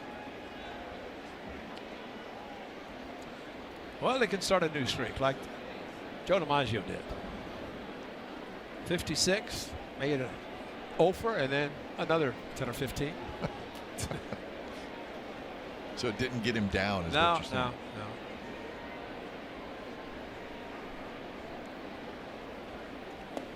no. Davis did not swing. Blue Jays leading the Rangers 5-2 in the 4th inning. Game in Toronto. That's a good call. That was not a swing. Griffin pitching for the Rangers. Bolzinger for the Jays.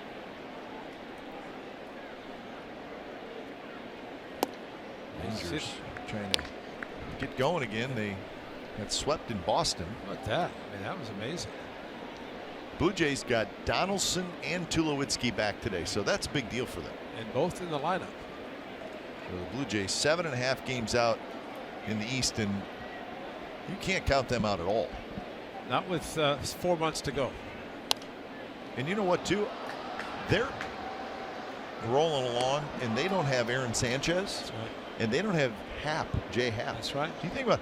I mean, Sanchez is becoming like Yeah. an ace, and Right. Happ is very, very good. So they're missing 2 real good starting pitchers. They'll get them back at some point. How about taking Encarnacion out of the middle of it? He's now with Cleveland. We'll see him next week.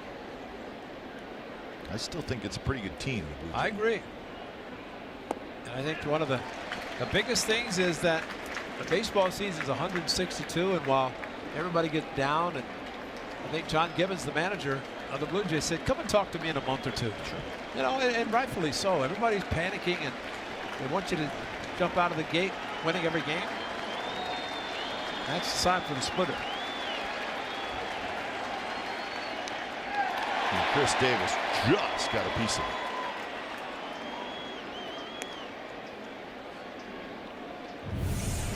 This one stayed up just enough that Chris could get on top of it a little bit to stay alive.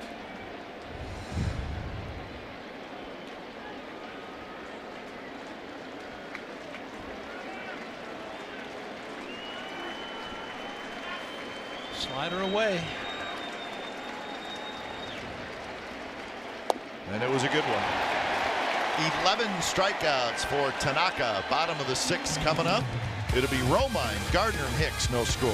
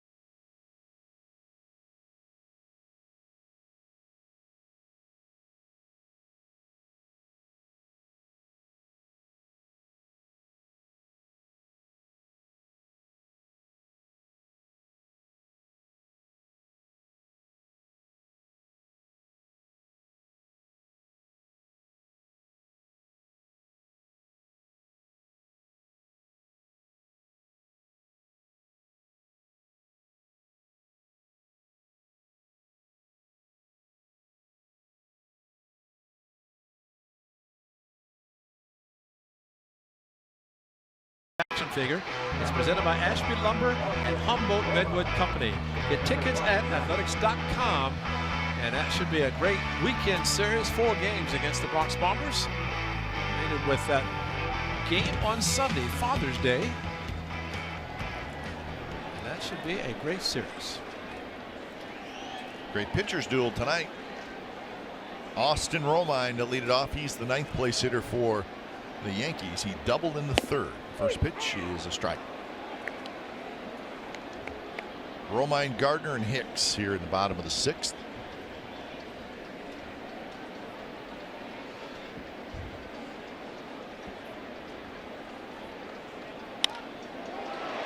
Driven towards center. Davis hustles back. Davis onto the warning track, and he makes the catch. Swung the bat well. 2 solidly hit balls. One a double. This one to center field, but caught.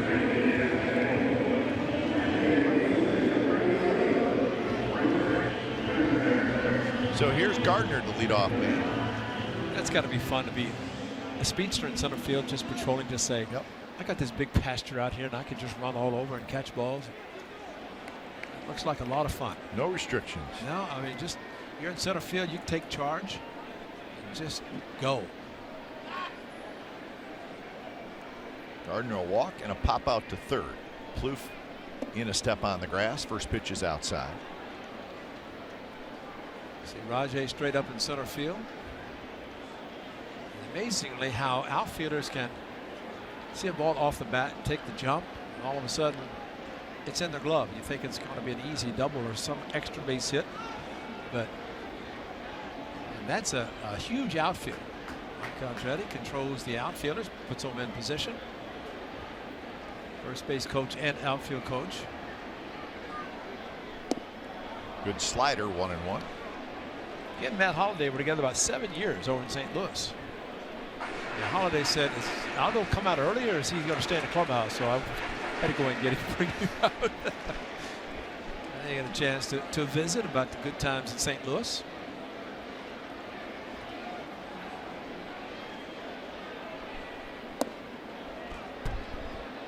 Two and 1 the count to Gardner. We're seeing a lot of pitches tonight, and a walk on 4 pitches and got jammed on a 3-2 fastball is next to bat. Close pitch, just missed. Now 3-1. Don't want to put the speedy Gardner on. Hicks to follow. After Hicks, it's Holliday.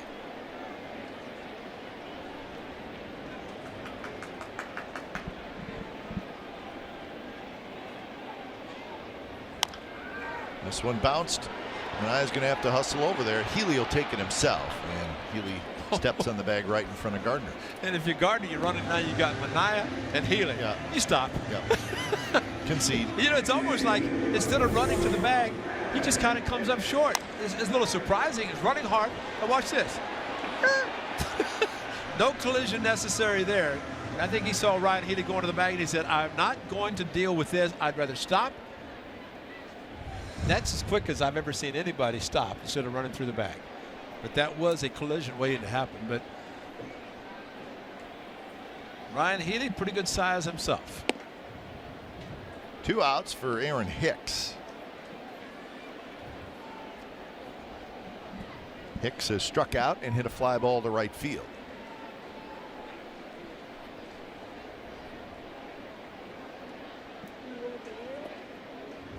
Red Sox leading the Mariners 1-0 in the 5th inning at Fenway Park. Gallardo for Seattle. Rodriguez for the Red Sox. Mariners are scuffling. They've lost 5 out of their last 6. They took a 3-run home run yesterday from Nelson Cruz to come from behind against the Nationals. Did you see who's graduating this weekend? Dusty Baker's son? Yeah, about that, huh? There's a shot to center and a base hit. 2-out hit for Aaron Hicks. Finally got a fastball in the middle of the plate. Right in the middle, and Hicks had to be happy. He swung at a fastball over his head. Go out to right field, his second at bat. This one a solid base hit. You ever think that little boy who went out in the World Series and JT Snow had to save him, and now he's graduated from high school. They say JT won a bunch of Gold Gloves, but that was his best play ever. Right. Darren Baker, he's a very good baseball player. In fact, he's got a scholarship to Cal. Was he named after Darren Lewis? Was that? I believe he is. I Yes. think some reason that stands out. It's always so strange when you see those children when they're 3, 4, 5 years old, and then all of a sudden, hey, he's in the minor leagues. Nice looking young man. So we wish him well. Whether he may get drafted. And we'll see Johnny B, Dusty Baker when the Nationals come to the Coliseum next weekend. That's right. A's are here in Cleveland and welcome in the Nationals and the Blue Jays the next homestand. Right now trying to do something against the Yankees. First pitch to Holiday. Had a pretty good rip, fouled it straight back. Holiday has struck out twice, so he has not had much luck against Sean Manaea. Holiday, his career numbers, he went over the 300 home run mark. He now has 303 career home runs, 2,033 career hits. So quite a career for Holiday, who started with the Rockies. Closing in on 1,200 RBIs. That's a pretty good career batting average over 300. Yeah. In fact, I think we were here in New York when he got traded. You're right. Exactly right. To the Cardinals. Mike Crowley, then president. Somebody informed us that Holiday had been traded. Yeah. Went to Cardinals and had such a great year. They signed him to a long contract. And I want to say last year, in his last at bat, as a member of the Cardinals, had a home run. Yep. Still very strong. That's the bit you got to be careful with Holiday. The slider, That's right. It's and up a little bit. Yeah, off speed. You're right. And he's thinking about it. And maybe looking fastball, but backdoor slider. And this is one that hitters give up on. And that's why the backdoor slider is so good. You throw it middle of the plate, try to go to the back foot, make a mistake. That's when you can get hit hard.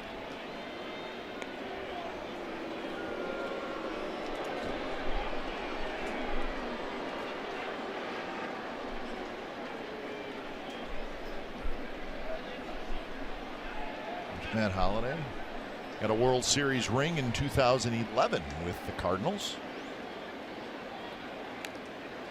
That's when they had the crazy comeback against the Texas Rangers. Colin Rizzo wrote a book about it. Oh, that would have been 13, I guess. Yeah, 13 when they came back. And it was 11. That was David Freese. Yep. With too much David Freese. Or not enough Nelson Cruz playing where he should have been.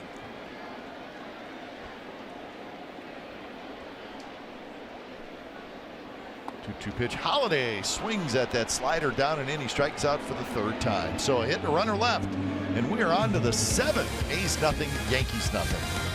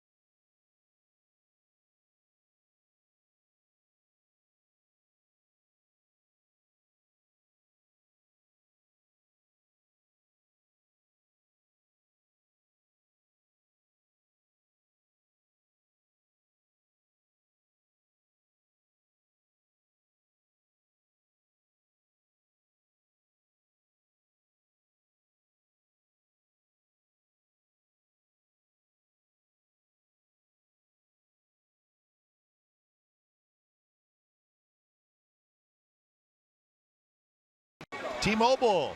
So Tulowitzki, Donaldson in the lineup tonight against the Rangers. We'll keep you updated on that game. Right now the Rangers trailing 5-2. 5th inning. Grand slam for Devin Travis. Houston and the Orioles, Gausman, Musgrove. Keep an eye on that one as well. Also, the Angels are in Miami taking on the Marlins. Marlins are winning 5-1 in the 5th inning. That's Chavez and Straley. So we do our best to keep you updated on that AL West. That's 2 former Athletic pitchers going head to head. That's right. Straley and Chavez here tonight. The A's trying to get to Tanaka. What a game. Actually, both he and Sean and I have had tonight. Trying to see who can break through. 83 pitches for Tanaka. Somebody's got to flinch. Tanaka has tied his career high in strikeouts with 11. He's done that 3 times now. Plouffe to follow and then vote here in the top of the 7th inning.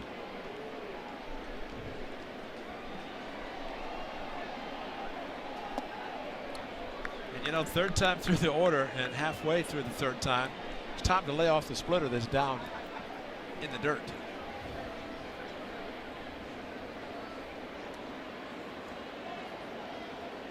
Castro playing right behind second base. Outfield shifted toward right field, and Healy swings and misses 1 and 2. What did the Rangers strike out last night in Boston? Was 21 times, something like that?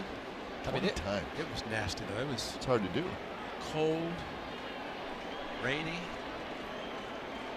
Bogarts hit his first home run last night, first of the season. Healy lays off this time. I'm sure Darren Bush, the A's hitting coach, is telling the A's hitters they've seen the splitter and the slider enough from Tanaka, not many fastballs, and just try to lay off the pitches down low. Darren Bush knows exactly that Tanaka is tough to pick up. Reach for it. It's poked down the right field line. Judge coming over near the seats, and it's into the seats. Yeah, baby. Gives a high 5 fist bump to a fan. That's pretty neat. Goes over to the side and didn't get it. Said, "Hey, what's up in it? Hey, give me a 5." There you go. Well, nothing like a guy screaming right in your high five, high five. Come on.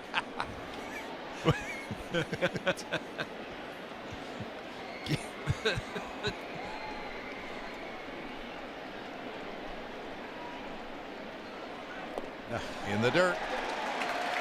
And he didn't do it too, was he? Screamed.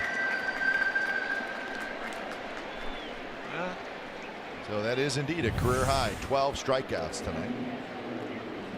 Another splitter, and Healy just so frustrated with himself he couldn't lay off, and his reaction after, I don't think you could probably put a microphone on it and listen to it. So Ray, on the surface, you know, if you're watching the game and you see Ace hitters swinging at that pitch in the dirt, and you're probably thinking, "What? Why do they keep swinging it?" But to me, should be playable. Foul territory. Headley's got it. But to me, I think it's the fact that it comes out of his hand the same way as a fastball. But it looks to me like that splitter that he throws, it breaks very, very late. Right. That's what a splitter And I think that's do. why there's so many guys swinging at pitches that aren't really close. I think it looks like a low strike all the way till that late drop, and that's the main reason why they're going after it. Yeah, exactly. So that's a great point, because I think of Rich Harden. He threw his changeup so hard it looked like a splitter, but it started low, and because it does come out, as you said, looks like a fastball. You gear for the fastball, but throughout this game, he has not thrown a fastball right there, first pitch. But that's it. He will not throw it when he's behind the count. So he's elated right now. He got a first pitch strike with a fastball right down the middle, and now he can just go to work with different weapons that he has. Here comes a sinker. Twirling of the index finger is a sinking fastball.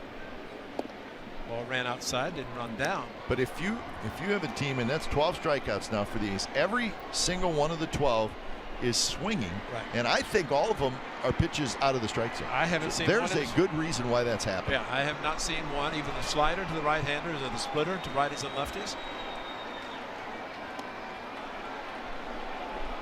Tried a little breaking ball there to wrap around the outside corner, but it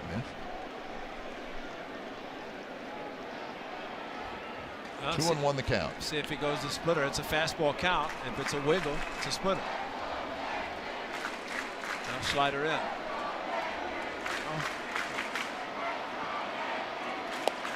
And that catches the outside corner. Tim Timmons, he's had a good pitcher's strike zone tonight. It's a fairly wide strike zone, but both pitchers taking advantage of it. He gave the slider sign inside, but then went back door and just barely came around, caught the outside corner.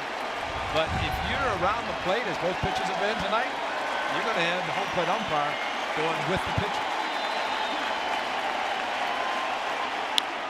2-2 pitch, and Vogt reaches out and pokes it foul. Spoiled a good pitch there from Tanaka. You know, got the one thing about his splitter, that's a 95 fastball, but he throws the splitter hard too. So while it does come in looking like a fastball because it comes out of his hands like a fastball, then it does just die almost like that illegal pitch that's thrown by some pitchers. There used to be that has the aerodynamics and got to the plate and just dropped out of sight. This one's hit in the air, right center. Hicks going back, still going back at the wall. He makes the catch and bangs up against the center field fence. So Vogt put a charge into it, but comes up just a little bit short, and Hicks tracks it down. 7th inning stretch time from Yankee Stadium. We are locked up. No score.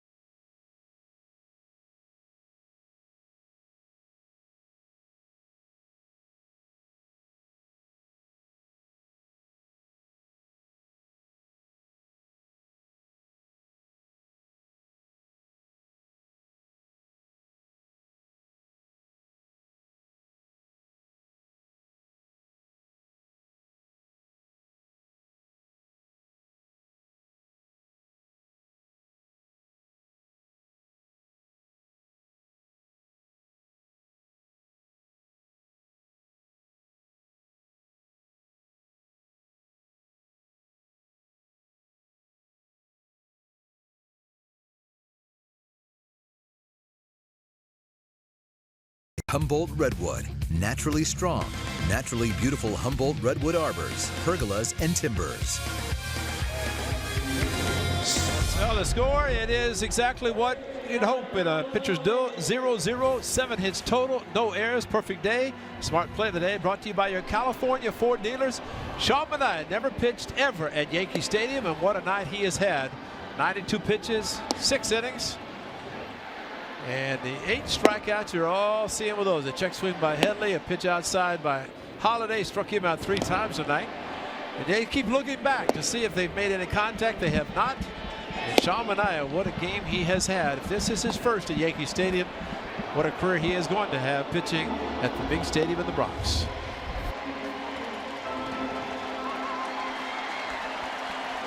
So this is how the top of the 7th ended. Aaron Hicks tracked it down. Vogt hit it pretty well. Biggest yard from left center to right center, probably in baseball. Hicks to the biggest part of the park and bangs against the wall. Watch how he kind of braces himself after making the catch. As he goes in hard with his back, comes up yelling, I made the play, kept the baseball. And if Stephen Vogt pulled it, that's the reason. Lefties pitch righties outside, righties pitch lefties outside, because you try to pull pitches and you hit them in the biggest part of the park. You get great plays that Hicks just made. Tanaka, the tip of the cap. So Stephen Vogt close. and just did not quite get it. That would have been sweet if he had hit the home run, especially on the pitch that he got from Tanaka. Sean Manaea, if you're wondering, the 8 strikeouts tonight. No runs tonight. First 3, 12 earned. And so for Sean Manaea, 10 strikeouts against the Rangers. That was at Texas, a game that he lost, but he had to strike out working, give up a 3-run home run to Joey Gallo early in the game. A game the A's could do nothing with runners in scoring position. One of those that you talked about where 0 for whatever with runners in scoring position. Well, tonight in that category, the A's are 0 for 5. Yeah. Yankees are 0 for 2. Yankees had a 1-out double in the 3rd by Romine, and that was it as far as scoring opportunity goes. Castro with a big swing fouls it straight back. Castro, Judge, and Gregorius here in the bottom of the 7th. Here's the out distribution from Manaea. 4 ground outs, 5 flyouts, and the 8 strikeouts. He has struck out Matt Holliday 3 times.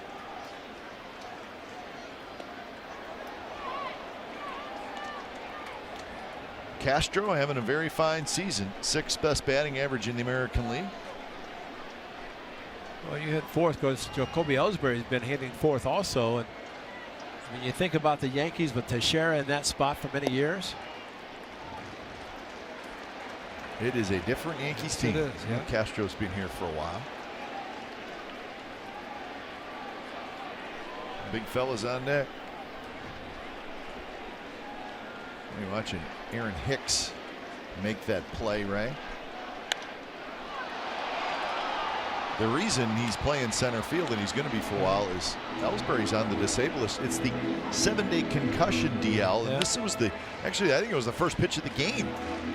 Well, went back and it hit the wall hard, made the catch, and then hit the ground hard, but probably the impact of the head on the wall, making the play in center field, held onto the ball, hit the ground hard. Smelling sauce, but it's that how many fingers do I see? I don't see any. So now they have a series of tests that players and umpires, everybody has to go through. Joe Girardi catching at a time where punt the perfect game, David Cone. But then probably taking as many off the mask as anybody. 3-2 pitch. Line foul, second level. So the Yankees will be without Ellsbury for a little while anyways. Of course, you never know how long with concussion situation.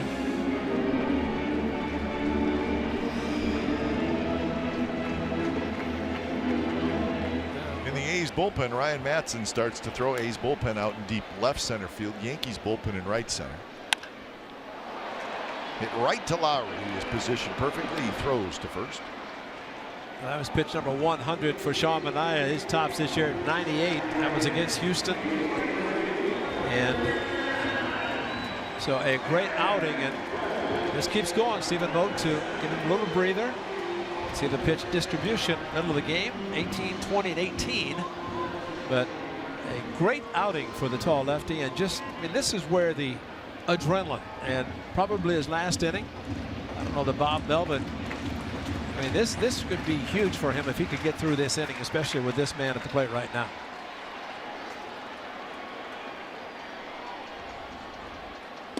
Little slider catches the outside corner.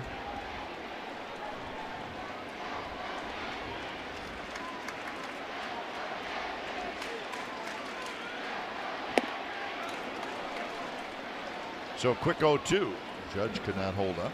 See Stephen Vogt, last incident, went up with a fastball. He wanted it up. That's what he had.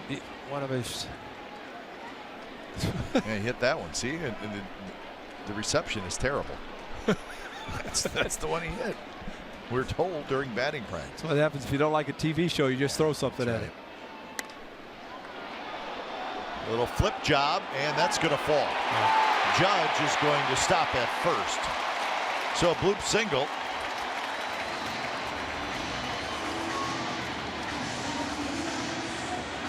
The Judge is 2 for 3.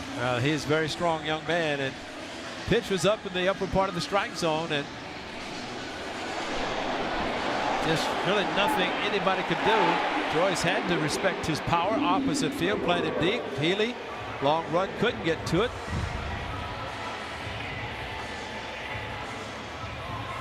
So here's Didi Gregorius. Funny, remember when the Yankees got Gregorius from the Diamondbacks? He was going to take over for Jeter, and the Yankees still weren't sure whether he was an everyday player because he could not hit left-handed pitching. That's right. This year he's hitting .345 versus lefties. And he's become Catcher's a pretty darn good player. Oh my goodness. No, they called catcher's interference. Yes, they did. And you're talking about Ellsbury. He leads the world, and he's on the disabled list. And Stephen Vogt, 2. That's an E2, no at bat for Gregorius, and there's the catcher's mitt. Got him tonight. Of course, Josh Reddick got him twice in Houston, but there it is. Yep, just barely got it. So it's E2, unfortunately, first error for the A's. And so you got a bloop base hit, catcher's interference, no at bat for Gregorius. So now Sean Manaea trying to get through this. Well, sometimes games like this are won or lost on a mistake. You hope that's not the case there. 2 on, 1 out for Headley.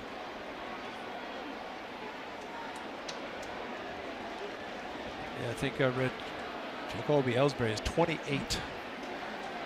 That's the error for the A's, so they're averaging an error a game. It's an issue. It's a huge issue.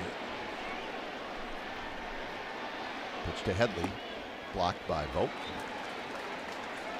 And the real issue too is, of course, the errors, but also the errors that weren't errors when you look at plays because certain things have been done. But you know, it is an issue, and right now it puts a lot of extra pressure on the pitcher and trying at this point to get a ground ball double play, get out of the inning, because the pitch count is rising and he may not face Carter if it gets to that point. Plouffe has it. Out at second. On to first. Got him.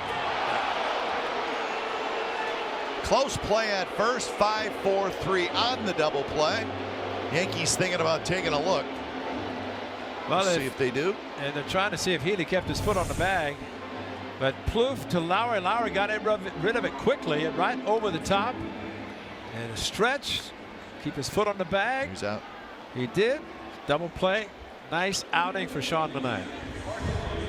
So 5-4-3 double play. The air does not hurt, and we remain scoreless as we head to the 8th.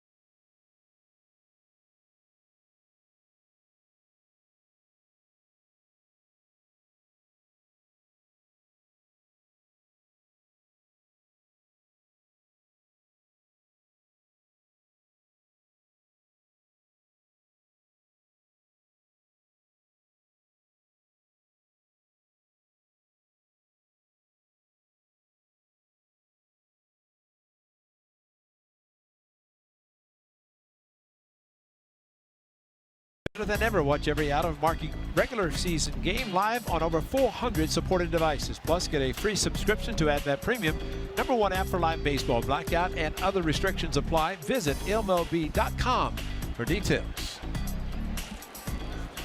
So Sean Manaea, terrific so far, and see if he is done for the night. He looks like he could pitch another 3 or 4. Question. I mean, he just looks so relaxed. And what a game he has pitched, perhaps his best as a member of the Athletics. A double play to end perhaps what will be his last at bat. And this was Headley. Wasn't hit that hard. Nice turn by Lowry. Great stretch by Healy and kept his foot on the bag. And Sean Manaea liked it. Got the double play. And that was a big one. So now see if they can score him a run. Turn it over the bullpen. Because there's Tyler Clippard, part of the Yankees bullpen.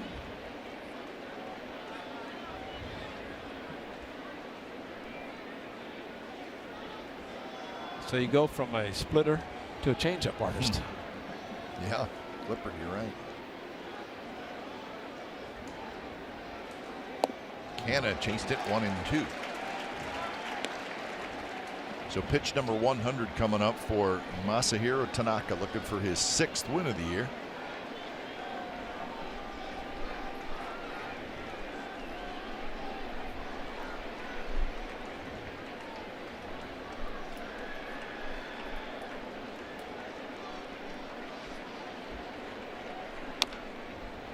That ball down in the zone. Canna just got a piece of it.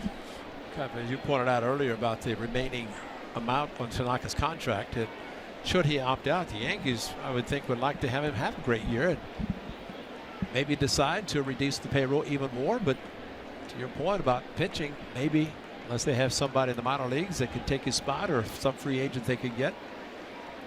But a pitcher or a player with an opt out, it's all his decision.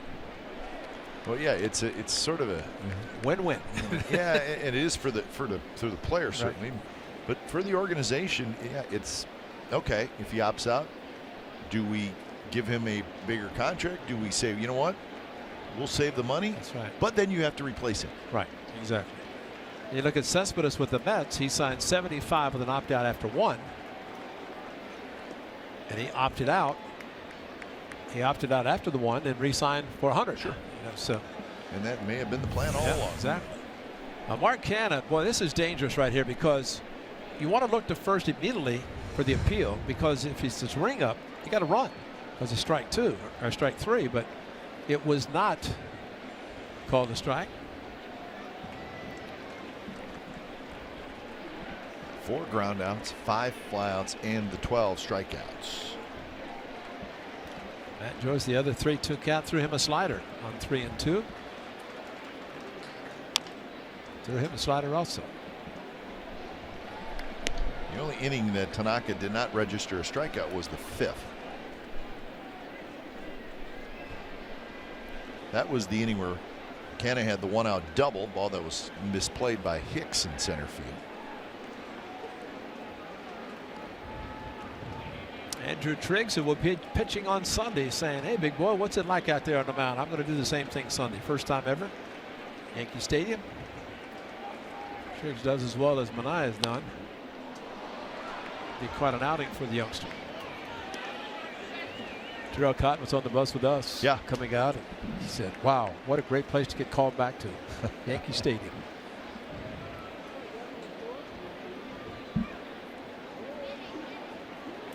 And he's lucky because he called Mickey and Mickey held up the bus. Otherwise, we gone. And that's not easy to get out here on a Friday night. Not tonight it was. No.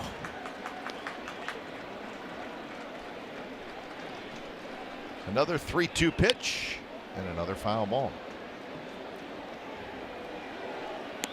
105 total. The 10th coming up to Canha in this at bat.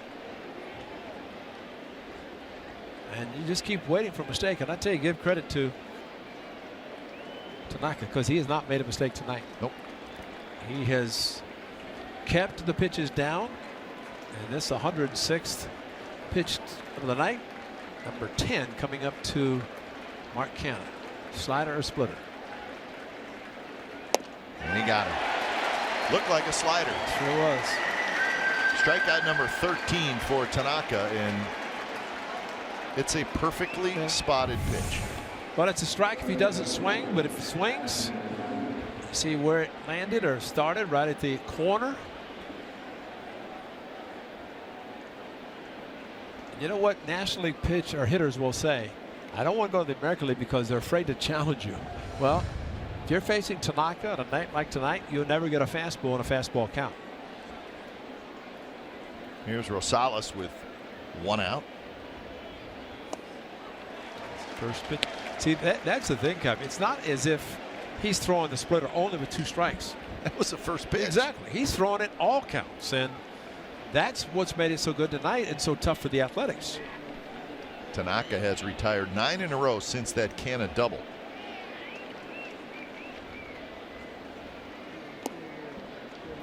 So if you're an ace hitter, you're looking for a mistake, and you have not got one tonight.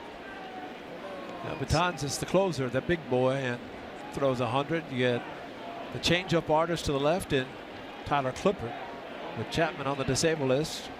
Baton's is the closer. Don't lose that much. So if the A's go to the 9th inning, regardless, they're probably going to see Baton's. 1-2 now to Rosales. Rosie's struggling big time right now, trying to get something going. That's why when he got a hanger and he hit the right field, he could have done some damage with it.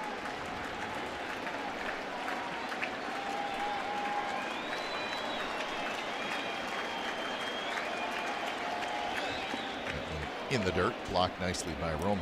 I'm just thinking about watching Rajai Davis. You think tonight, of course, the A's just have a few guys who steal bases. If Rajai could get on, he could steal, because the problem that the pitcher catcher have is that you throw a lot of splitters and sliders, or off-speed pitches, and splitters especially, would be a very good pitch to run, but you have to get on first base to be able to run.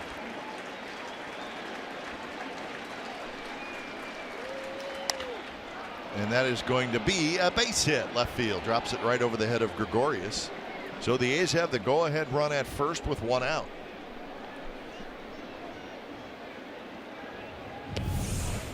Well, Nosey protected with a couple of strikes. Got this slider, the same one that Mark Canha struck out on. This one, though, Nosey went out, and the fans are yelling already at Joe Girardi as he's headed to the mound. But the cheer is going to be for Masahiro Tanaka. Well deserved. Yep. He was terrific tonight. When it's time for change, think Speedy Oil Change and Auto Service, your trusted oil change, tune-up, and smog experts. 13 strikeouts for Masahiro Tanaka.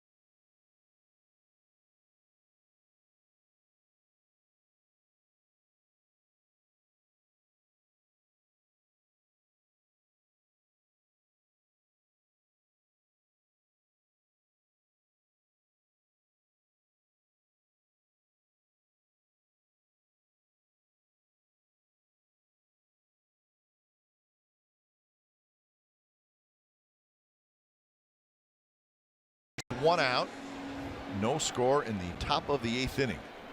So Tanaka terrific, but he will not get a win tonight. He could get a no decision. He could get a loss. How about that? No walks, 13 strikeouts, 111 pitches. So that's worthy of an opt-out. Tyler Clippard, the A's know him, came over and was thrown in the closer role when Sean Doolittle was placed on the disabled list, and he was acquired by the Athletics to be more of a setup man. But of a good changeup that he throws. Kipe, I know that you remember as well as I do, one hit by Evan Gattis over his head, off of time. I mean, that's one we'll never forget, unfortunately. Only Gattis could hit it. Only Gattis could hit it. Strike zone, over the head, below the toes, and that's it. Clippard. First pitch to Rajay Davis is a strike. Clippard having a very fine season. You saw the numbers. His second year with the Yankees. Signed a free agent deal. 2-year deal last year. Well, you always have to think changeup. It's kind of 50-50, but he does throw a split breaking pitch as well as a fastball at 91, which looks like it's much harder because of his changeup. Well, that changeup kind of squirted out of his hand a little bit. Actually, the Yankees got Clippard from the Diamondbacks. They did not sign him to a free agent contract. They traded for him last year. He had signed a 2-year deal with the Diamondbacks.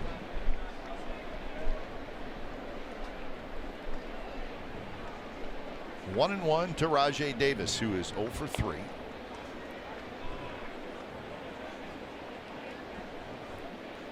Well, I think for both clubs, and it looks like both pitcher starters are going to be out. Matt Joyce got to be ecstatic that Tanaka's out. Struck out 3 times. Of course, 13 punch outs. So there's a lot of guys who struck out a lot of times tonight.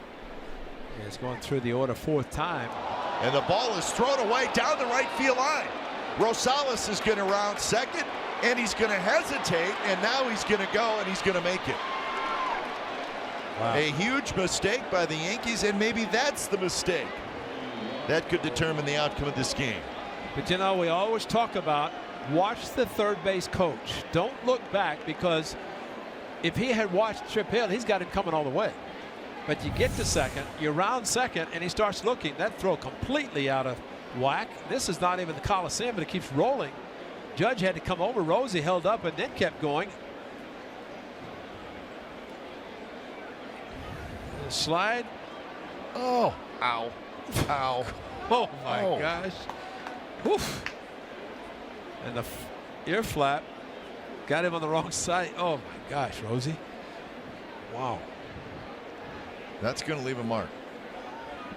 Now he's got to regroup and get ready with the infield coming in. And you know what, Ray? To me, that's obviously that's an error. It's a mistake, but he's not going anywhere. Thank you. Exactly. I mean, to me, agree. that's just bad. That's bad strategy. How often do we see that? We see it so often. He makes a bad pitch on a changeup. Yeah. And then a bad throw to first base. So now Rajay Davis with the infield in has to capitalize. 1-1 pitch. 1-2, 79 miles per hour. The ball just, when he throws that changeup, it just never seems to get there.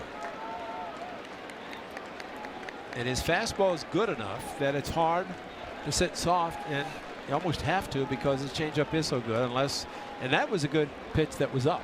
Pretty hittable changeup. But the deception, change of speeds. Clippard kicks and deals, and the ball's tapped toward third. Headley coming home. Good throw, and Rosales is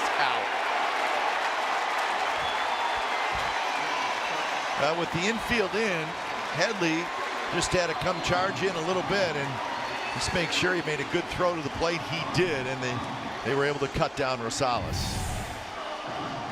Well, you're exactly right. And Rajay rolling over on the pitch right to Headley, and Rosie trying to get around the tag. And Romine able to hang on as Rosie's leg actually kicked him. Tried to unintentionally. And he got the plate. Now Rajay's got a steal. Try to get into scoring position, because that was tailor-made for the Yankees.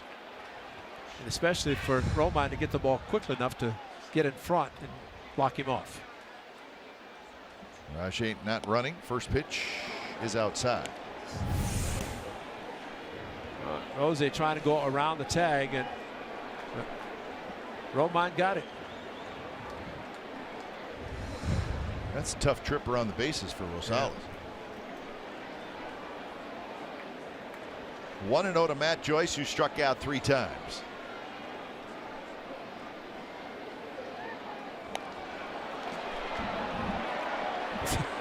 So the crowd tonight, which has been tallied up, it's 39,044. Well, the fans reacted to the throw over by Clipper, but this is the time to throw over because Rajay might run. That's a good call. And he probably should run. I mean, you got to take the chance. 2 outs, you might as well take the chance, and it's going to be taking 2 hits to drive him in unless it's a gapper. But at second base, it's much easier to drive him in if you can steal it successfully. And he runs. Swing and a miss, and it's not a foul ball. It just pops out of the catcher's glove, so it'll be a stolen base. So Joyce swung at it. Well, the problem for a left-handed hitter, green light, Rajay head down all the way, straight steal. And with a transfer, Romine could not come up. Pretty good pitch to throw, but the transfer, you know, watching him swing, he probably didn't know Rajay was running and thought it was a pretty good pitch to hit, but otherwise you let him run. And the only thing that might have done to distracted Romine a little bit. Now the A's need a big 2-out hit. Cap, they go from the extreme shift to the right to straight up with Matt Joyce. I mean, they had Gregorius over on the right side and only Headley was on the left side. So Matt Joyce, who struck out 3 times against Tanaka, chance to be a hero. 2-1 to Joyce. Clippard glances back and delivers, and the ball's popped up foul. Yeah, Kappa is talking to the great Ricky Henderson, the all-time greatest base stealer, and he actually mentioned that with Dwayne Murphy at times would swing through a pitch intentionally to distract the catcher. You know, but he didn't swing to make contact. Sure. Because he felt that a swing had held the catcher back, because the catcher a lot of times would go get the ball, but if the hitter swung. But I think Matt Joyce didn't know Rajay was running. He was swinging to make contact. 2-2 pitch, check swing, rolled foul toward the far end of the A's dugout. And that changeup was in the middle of the plate. Because the check swing, he made contact behind him, and I mean, if he held up, it's going to be strike 3, but at least he made contact.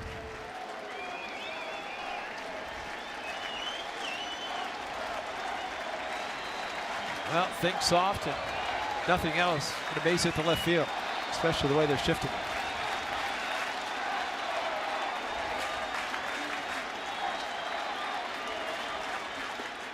Good take by Joyce. That was a pretty good pitch by Clippard. You know the difference, though, Kevin, I think, was the fact that Tanaka's slider is so much harder than that thrown by Clippard. That Joyce, of course, he's seen a lot of sliders in, took it nicely.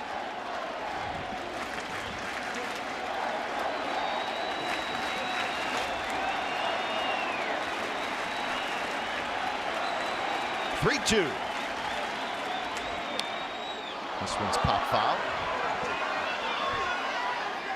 Well, the one thing about Jed Lowry, so hot as he is, first base is open. You might think, well, start fresh with that guy, but as hot as Jed is, especially his 2-out hitting, you know, Matt Joyce is going to be pitched to, and see if he can get a good pitch to hit.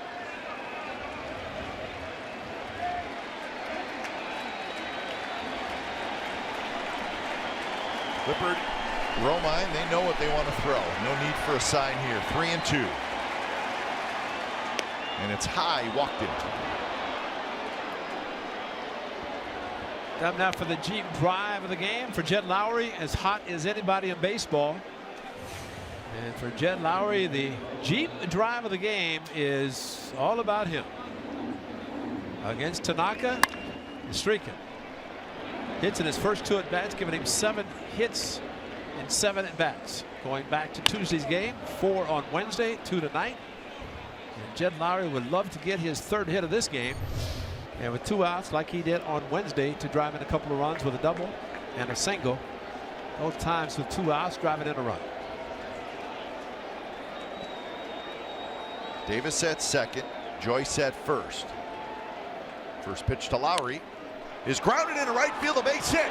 Here comes Rajai Davis. Judge picks it up. His throw will be late, and the A's have taken a 1-0 lead. How about that? So the red-hot Jed Lowry comes through on the first pitch from Tyler Clippard. And you know, you can think about Jed Lowry coming through huge, but also Matt Joyce, a tough night. He walks, giving the bat to Jed Lowry, stays back on a changeup, hooks it into right field. And with 2 outs, Rajai Davis on the move. He stole second to get into scoring position. No chance for Judge with his strong arm. And the A's, with 2 outs, again come through with a base hit, and Jed Lowry is the man. Sean Manaea is finished. He knows that, and it's his game. Now if the A's can hang on. So Jed Lowry, man, what a 3 games he has had. So here's Chris Davis. Davis grounds that one in the hole. Gregorius dives. His long throw across the diamond is not in time. Run scores. A's lead 2-0. So Gregorius made a great play, but it was just too far in the hole, and he had a dive for it, and Davis runs pretty well, beats it out, and it's going to be an RBI single. And Kite, the shortest distance would have been to second base, but Matt Joyce hustling to second base. Gregorius only came up to throw to first base, figuring that Joyce was going to be safe in the second, and Chris Davis hurrying down the line, and they're going to take a look at it. I'm not surprised on that. That was bang bang, and let's just hope that the boys over in Manhattan can see this as, well, I mean, it's close, but the call on the field is safe. Not surprised that Joe Girardi's going to the headsets.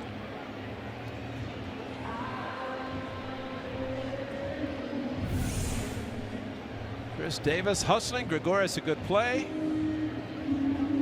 and gets the safe call. And they're talking about the glove ball being in the back of the first baseman's mitt. I don't know. I don't see enough there to change the call. And you know, again, Joe Girardi has to do it because it is a big play. It is the 8th inning. Yep. So why not do it? But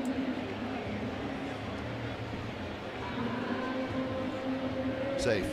Yep, perfect. Finally, the A's get one because they've lost too many. Gone the other direction when there's Bob Melvin with a little bit of a smile saying, thank you, we finally got it. And that didn't take too long either, which is good. So back-to-back 2-out hits for the Athletics. Nice play by Gregorius, but good hustle by Matt Joyce.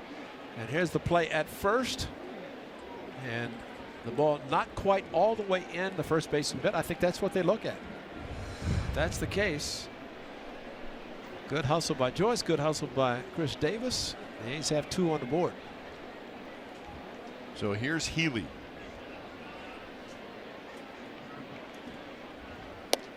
First pitch is a strike on the outside corner.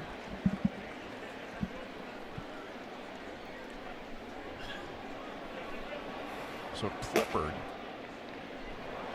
has faced 4 batters. He's got 1 out. That was the fielder's choice. And that run, or runs, Tanaka, actually the 1 run. It was Rosales, the last batter he faced, getting a base hit.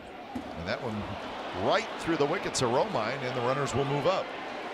That amazing Kite. All night long, Romine with the splitters. He's done a great job at one that he does not get all the way down. It stays down. He comes up, and the ball goes through the wickets, like you said. So now a big opportunity for the A's with second and third. Base hit could make it a 4-0 game.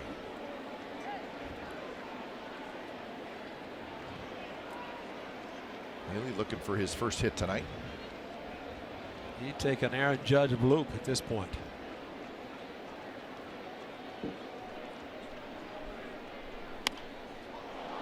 Left field toward Gardner, who backs up a couple steps. He's got it, side retired. So the A's get a couple of runs, 3 hits. There was a big walk, so we go to the bottom of the 8th. 2-0 A's lead.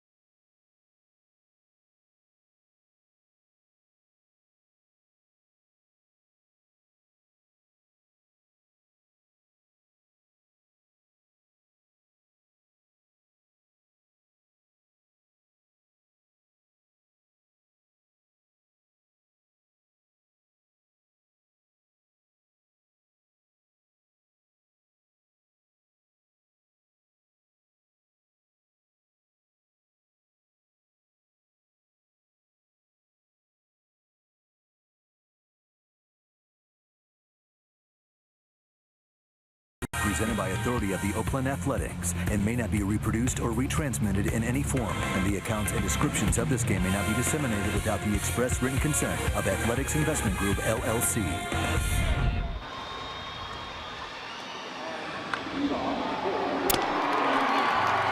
Tonight's game summary brought to you by your local Toyota dealers. 2-7-1 for the A's. Both runs coming in.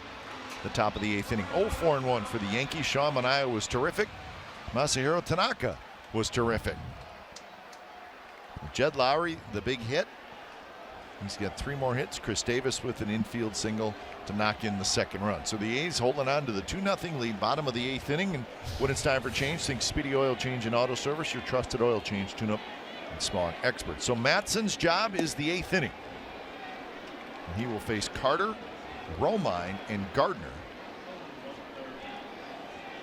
Where the Yankees have the very fine catcher Gary Sanchez, a right-handed hitter with lots of power on the bench. Keep that in mind. 1-1 to Chris Carter, who has popped to short and struck out.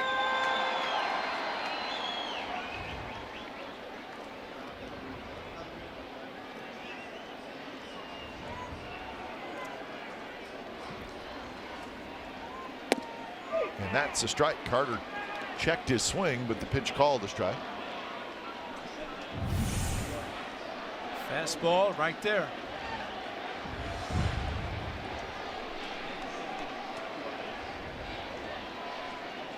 Vogt sets up inside, and he got him. Nasty pitch from Madsen, so Carter strikes out for the second time. The fastball, then the changeup, and Ryan Madsen has both. This changeup down and in, pulled the string nicely, and Carter way out in front. Actually, there's a two-seamer. That looked like a changeup coming out of his hand, but two-seam fastball down and in.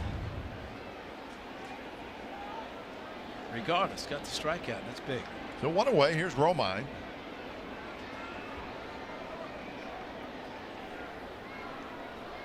And Romine goes after a fastball that was running way in on the hands. It almost hit him, but he went after it.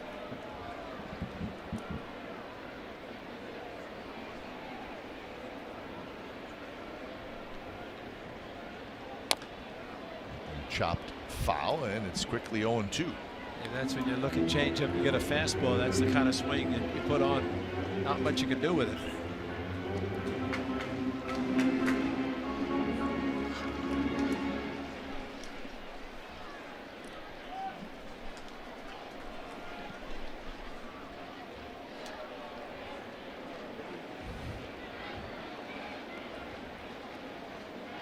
Romine gathering his thoughts after a couple forgettable swings. That one a high fastball, foul to our right.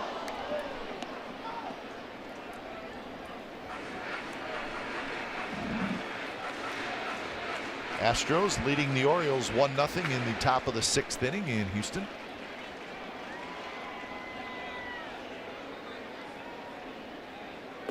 That's a good take that time by Romine. Marlins leading the Angels 8-3 in the 8th. Blue Jays leading the Rangers 7-3 in the 7th. And the Red Sox leading the Mariners 3-0 in the 7th.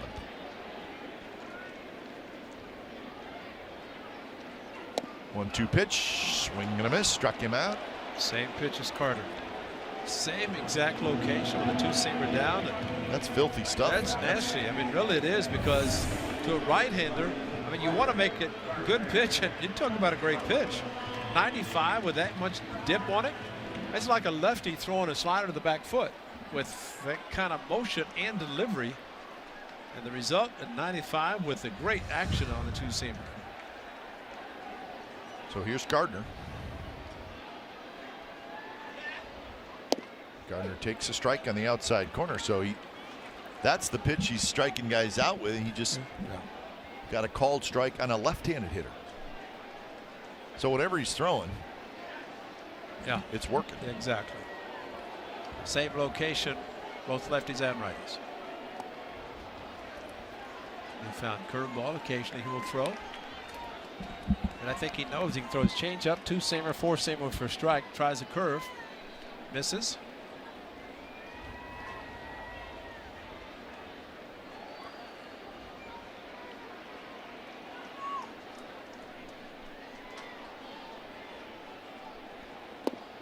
But just thinking, Ray, Tyler Clippard's having a great season. Nothing wrong with bringing him in there, but you think if Chapman's not on the disabled list, Betances probably comes in. Exactly right. Great point. That is a great point. Yeah, because it moved everybody up.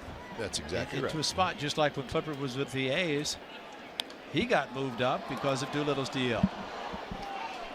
Now who knows? Well, you don't know what would have happened, but the point is that's a great point. I think you're exactly right.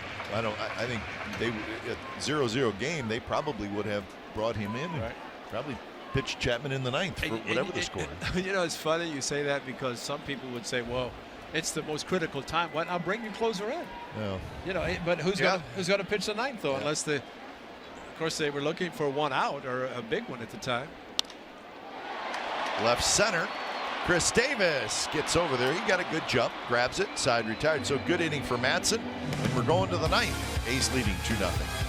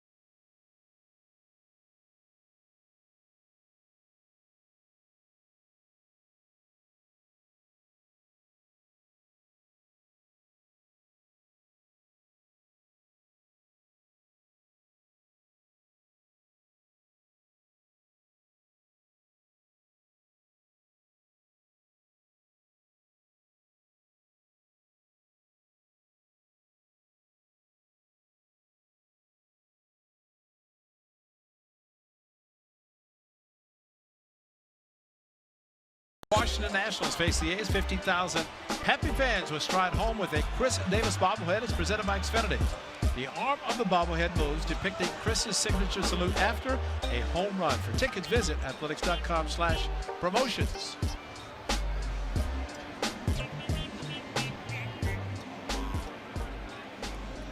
That's a nice salute. Haven't seen one tonight, but got an infield single. I'll take that salute. So 2-0 A's lead when it's time for change. Think Speedy Oil Change and Auto Service. It's your trusted oil change, tune-up, and smog experts. It's Jonathan Holder, 23-year-old right-hander. Holder has a first pitch, little slider, first strike. 2.84 in 20 appearances for Holder. 21 strikeouts and just 3 walks in 19 innings. So pretty good numbers across the board. There's a line drive to center field, and Trevor Plouffe has a leadoff single.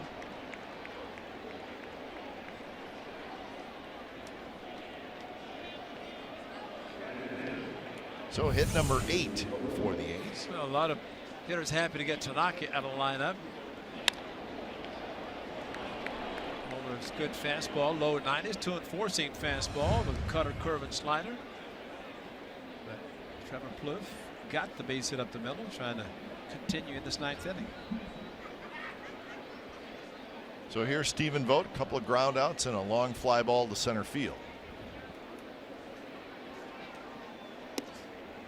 Holder is from Mississippi. He went to Mississippi State, so where Kendall Graveman went.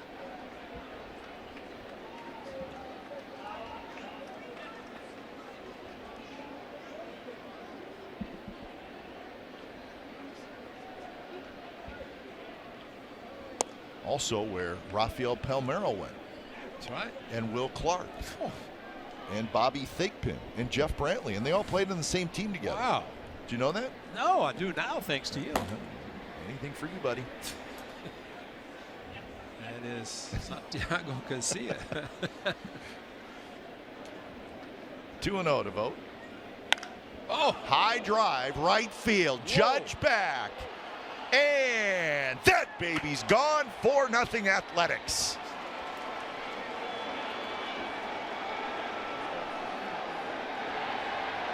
throw it back. That's all right. That ball went way deep.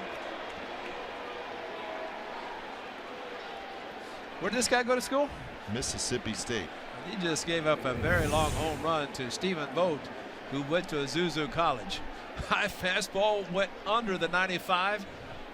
Listen to the sound. I mean, it traveled. Almost hit one against Tanaka. This one, no doubt. Enjoy it, Motor. Because look where it went. Not in the lower section, the second section. And very deep into right field.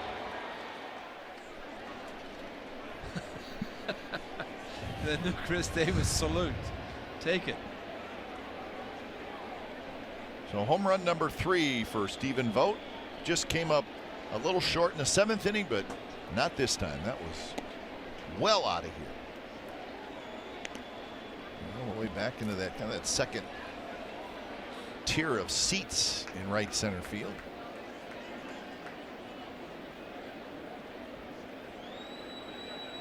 Canna swings and misses, so 1-1 the count.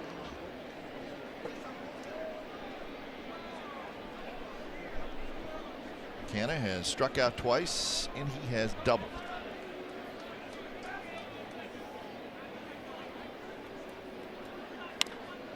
That one's hit to left, but Gardner's going to get back, and Gardner reaches up, makes the catch. So 1 away here in the top of the 9th inning. Canna heads back to the dugout. He's 1 for 4. There's Tommy Lane, the left-hander, starting to throw.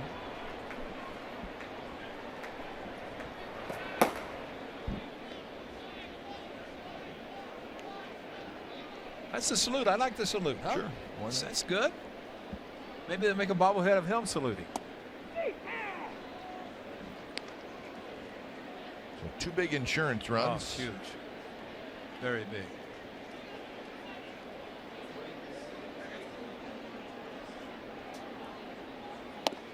Adam Rosales takes a bit inside. So tonight the Yankees bullpen has let them down. Tanaka was terrific.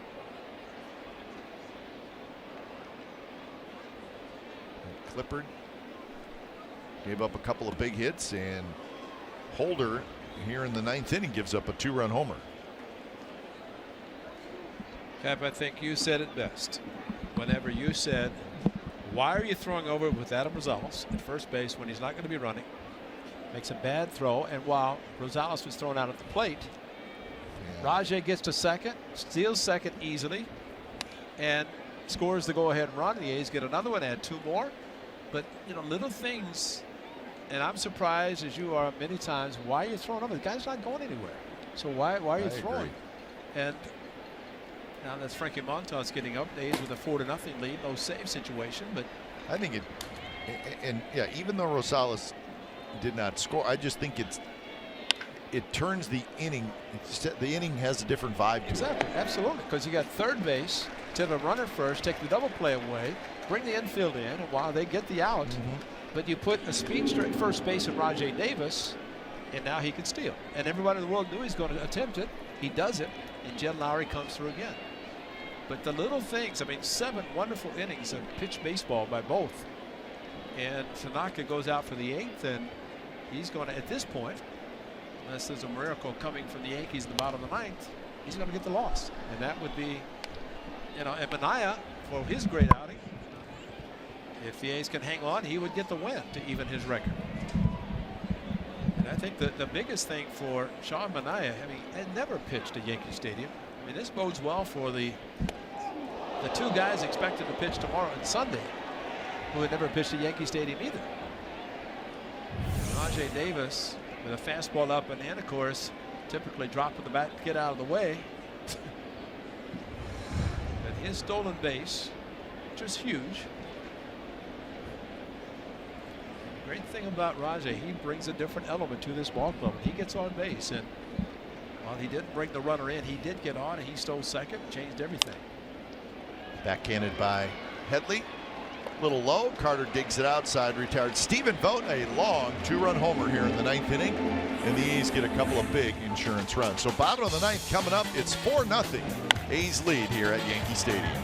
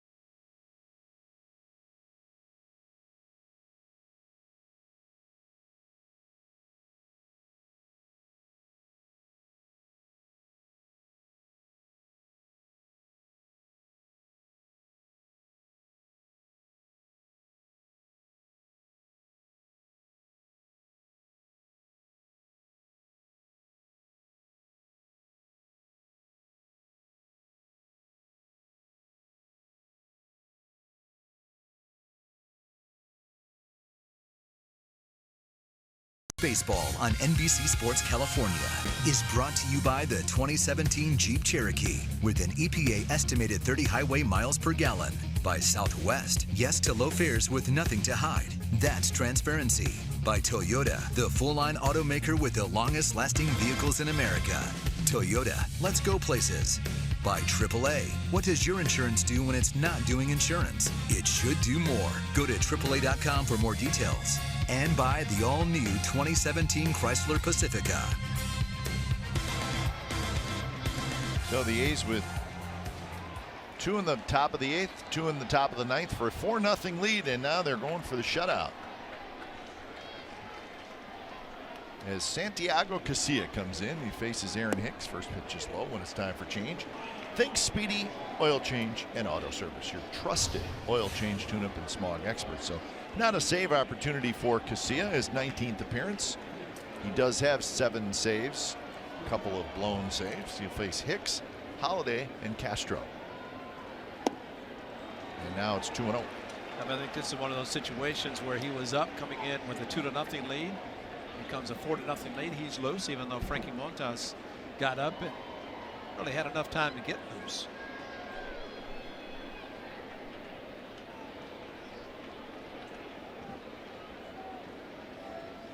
And that one's a strike on the outside corner. 2-1 the count.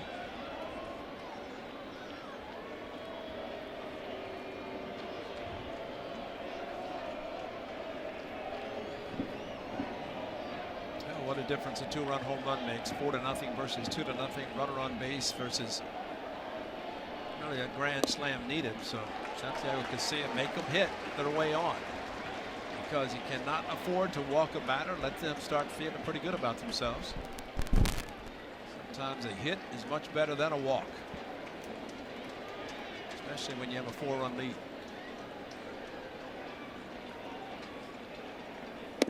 That's a strike. So 3-2. Hicks is 1 for 3. He had a single in the 6th inning. See, the late Sparkianos would like Hicks that he took that 3-1 fastball. Because run means nothing. He would not be a thief in the night, as Sparky would say. I always like that saying from the great late Hall of Famer. Payoff pitch, here it is, and it's just a touch low. Close pitch. Pretty good take by Hicks.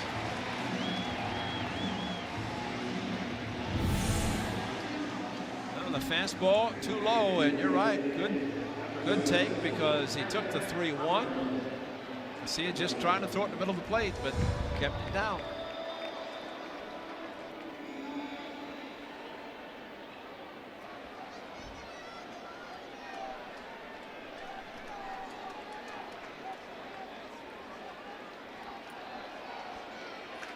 First pitch to Matt Holliday is hit high in the air to center.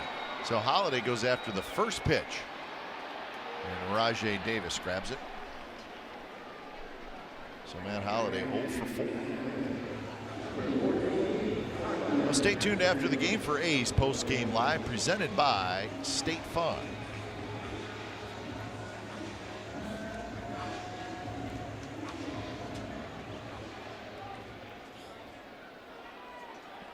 So that'll bring up Starlin Castro with Aaron Judge coming out into the on-deck circle. Castro is 0 for 3. Just 4 hits on the night for the Yankees. So the A's attempting to shut out the American League's highest scoring team in their own ballpark. And Kai, correct me if I'm wrong, I don't think they've ever been shut out. I think they're 1 of 3. I read that throughout baseball it's not been shut out. That's a good call. You're right. So let's hope it continues that way. And if it doesn't happen, I didn't jinx it. You know, come on. Yes, you did.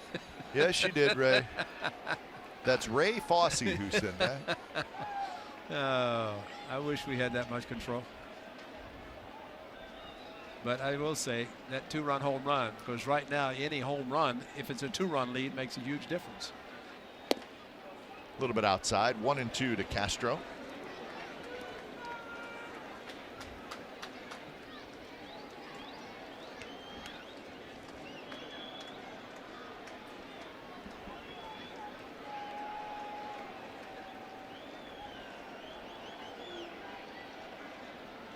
He's play Castro pretty straight up defensively. He lays off that hard slider from Casilla.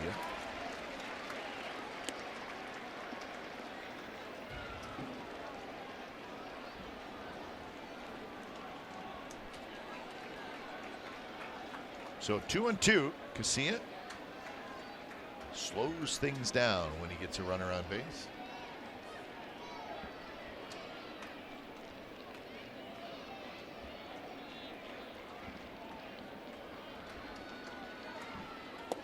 Just missed.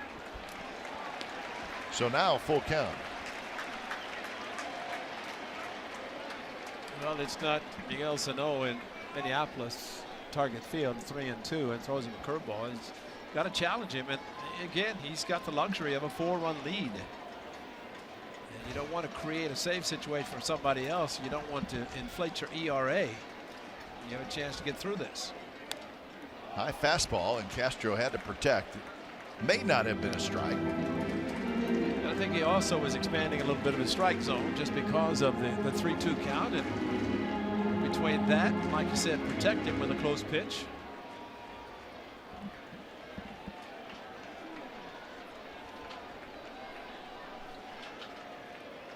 Should be a 1 from Stephen Vogt.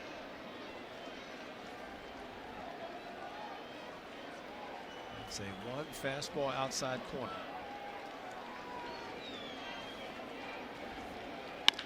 It's up the middle. Rosales dives, cannot quite get it. Hicks will round second. He will go to third. So Castro wins the battle as he grounds a single into center field.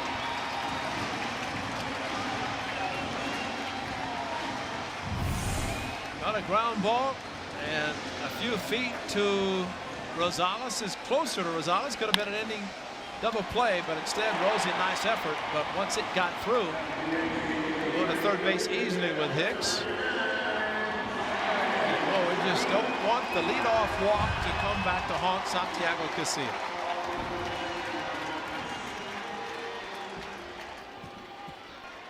So runners at the corners and 1 away, and that'll bring up Aaron Judge, who's 2 for 3, couple of singles.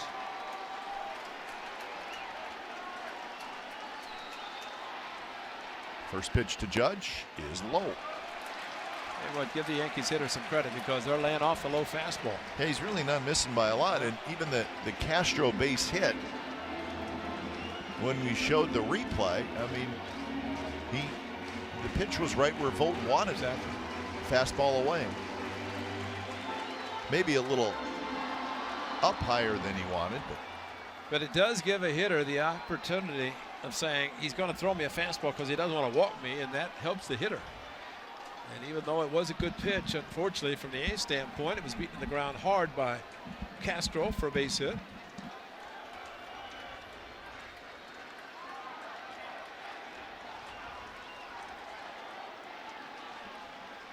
One 1-0 to Judge.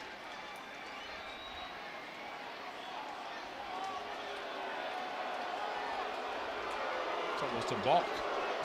He almost did. Yeah. I mean, that time wasn't called either. And that one not close. Now it's 2-0. See, the thing that Casilla is doing, and Kurt Young perhaps going to say, you're trying to overthrow everything. It's going to be nice and smooth. They're going to start moving around out in the A's bullpen.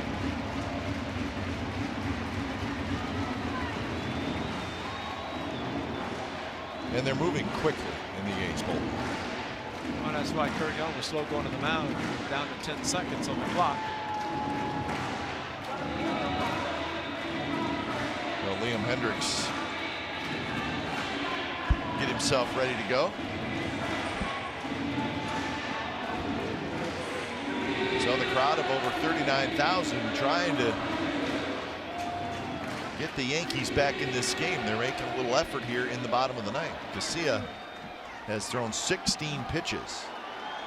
And not a lot of strikes.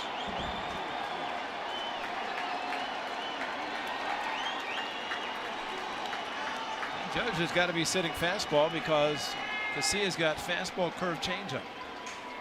And that's low, and it's 3-0.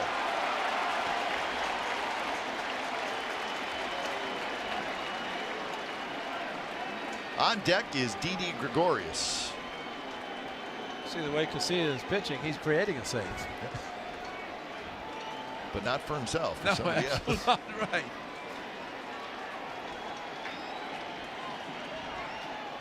That one right down the heart of the plate, so it's 3-1. If you want it to be a one-run game, throw that one again. Yeah. It may exactly be that, but sometimes a pitch down the middle and a hitter's count might work out. But this guy is strong. And if he hits it, just hope he hits it hard to somebody.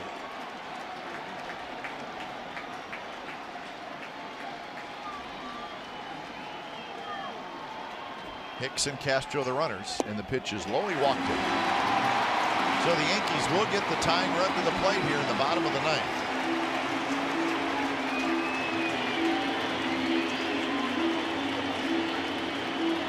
But if he's ready, Bob Melvin may not wait.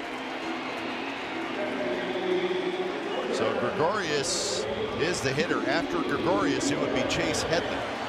Headley a switch hitter, so will be a pair of left-handed hitters. Kurt Young said 5 more.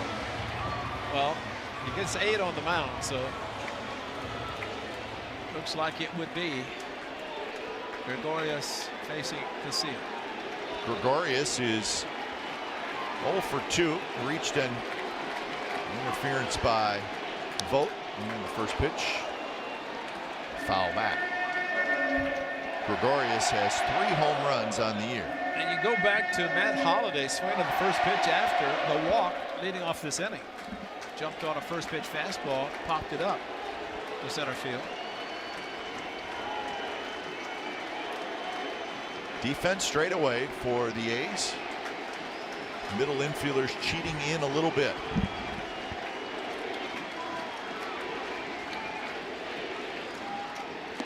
Swing and a miss. Good sharp breaking ball by Casillas. So he jumps ahead 0-2. Okay, I think the key right there was the first pitch strike. Allows him then to go to the curveball because he's not throwing the fastball first strike. That pitch out of the strike zone, but Gregorius going after a slider, a curveball that was down. Casillas also has a good changeup and go along with the curveball.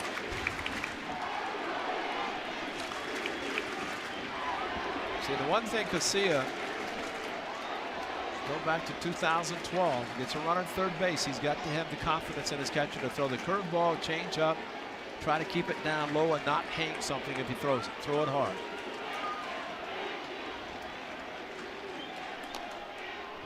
Check swing fouled right at the plate. So that was a good pitch by Casillas. Yeah. And Gregorius just barely made contact. Well, that's exactly what Matt Joyce did before he walked. That check swing got him in the bat as it kind of dragged through, got him in the back end of it. And otherwise, it probably would have been strike 3.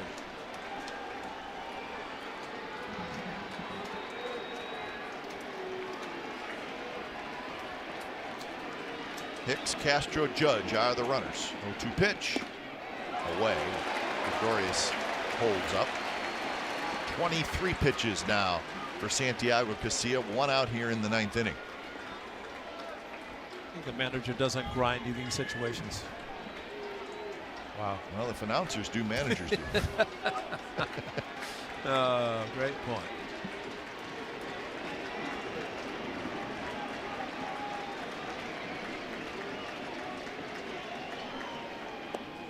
Low, and now it's 2-2. Well, I tell you, the one positive about Casillas is keeping everything low. That was a 95-mile-an-hour fastball, but it was down. But the Yankees hitters are not swinging if the fastball's down.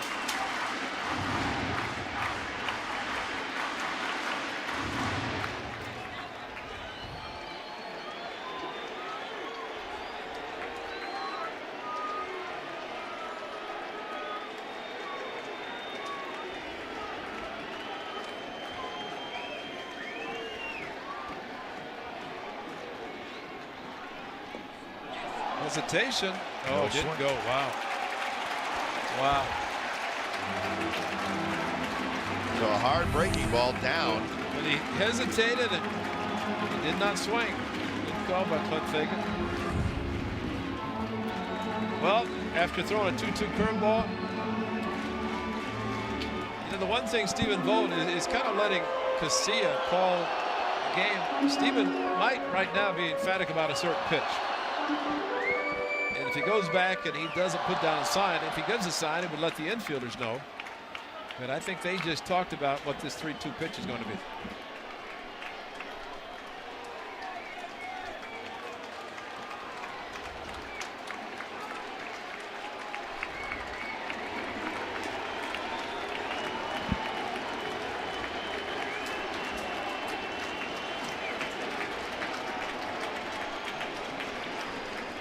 Two pitch, here it is, and it's hit in the air, shallow left. Davis hustling over. Davis near the line. Davis grabs it coming in to score will be Hicks to make it a 4-1 game.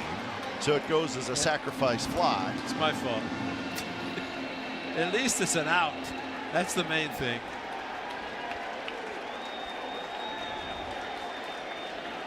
So 2 away. And it looks like, Ray, we're going to see Gary Sanchez. Wow. Well, there's the big boy.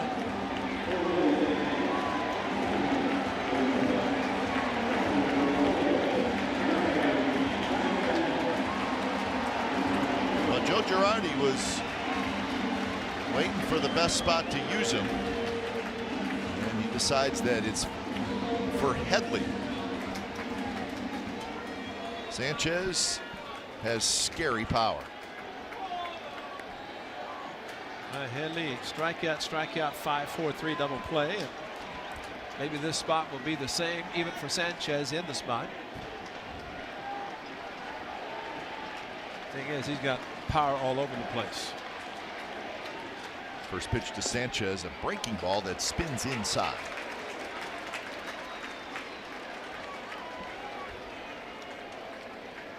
What a start to his major league career last year.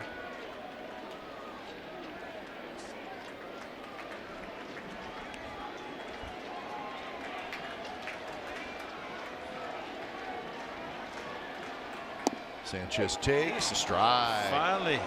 Finally a strike called down in the zone. Wow.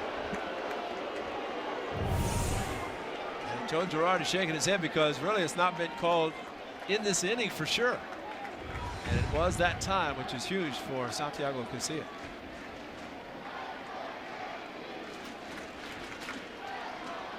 Sanchez with 4 home runs this year in 21 games. But he have an oblique injury. I think kept him on the DL about a month.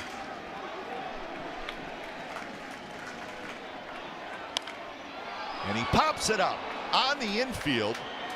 Lowry, the second baseman, waits, and he's got it, and the A's get a big road win to start this 7-game road trip. So it wasn't necessarily easy, but come to Yankee Stadium and you get a win any way you can. So Sean Manaea pitches well, and he gets a much-deserved win. Casilla, no save, but he got a good workout. In fact, he gave us all a workout is really what he did. So game 1 of this 3-game series goes to the Oakland Athletics.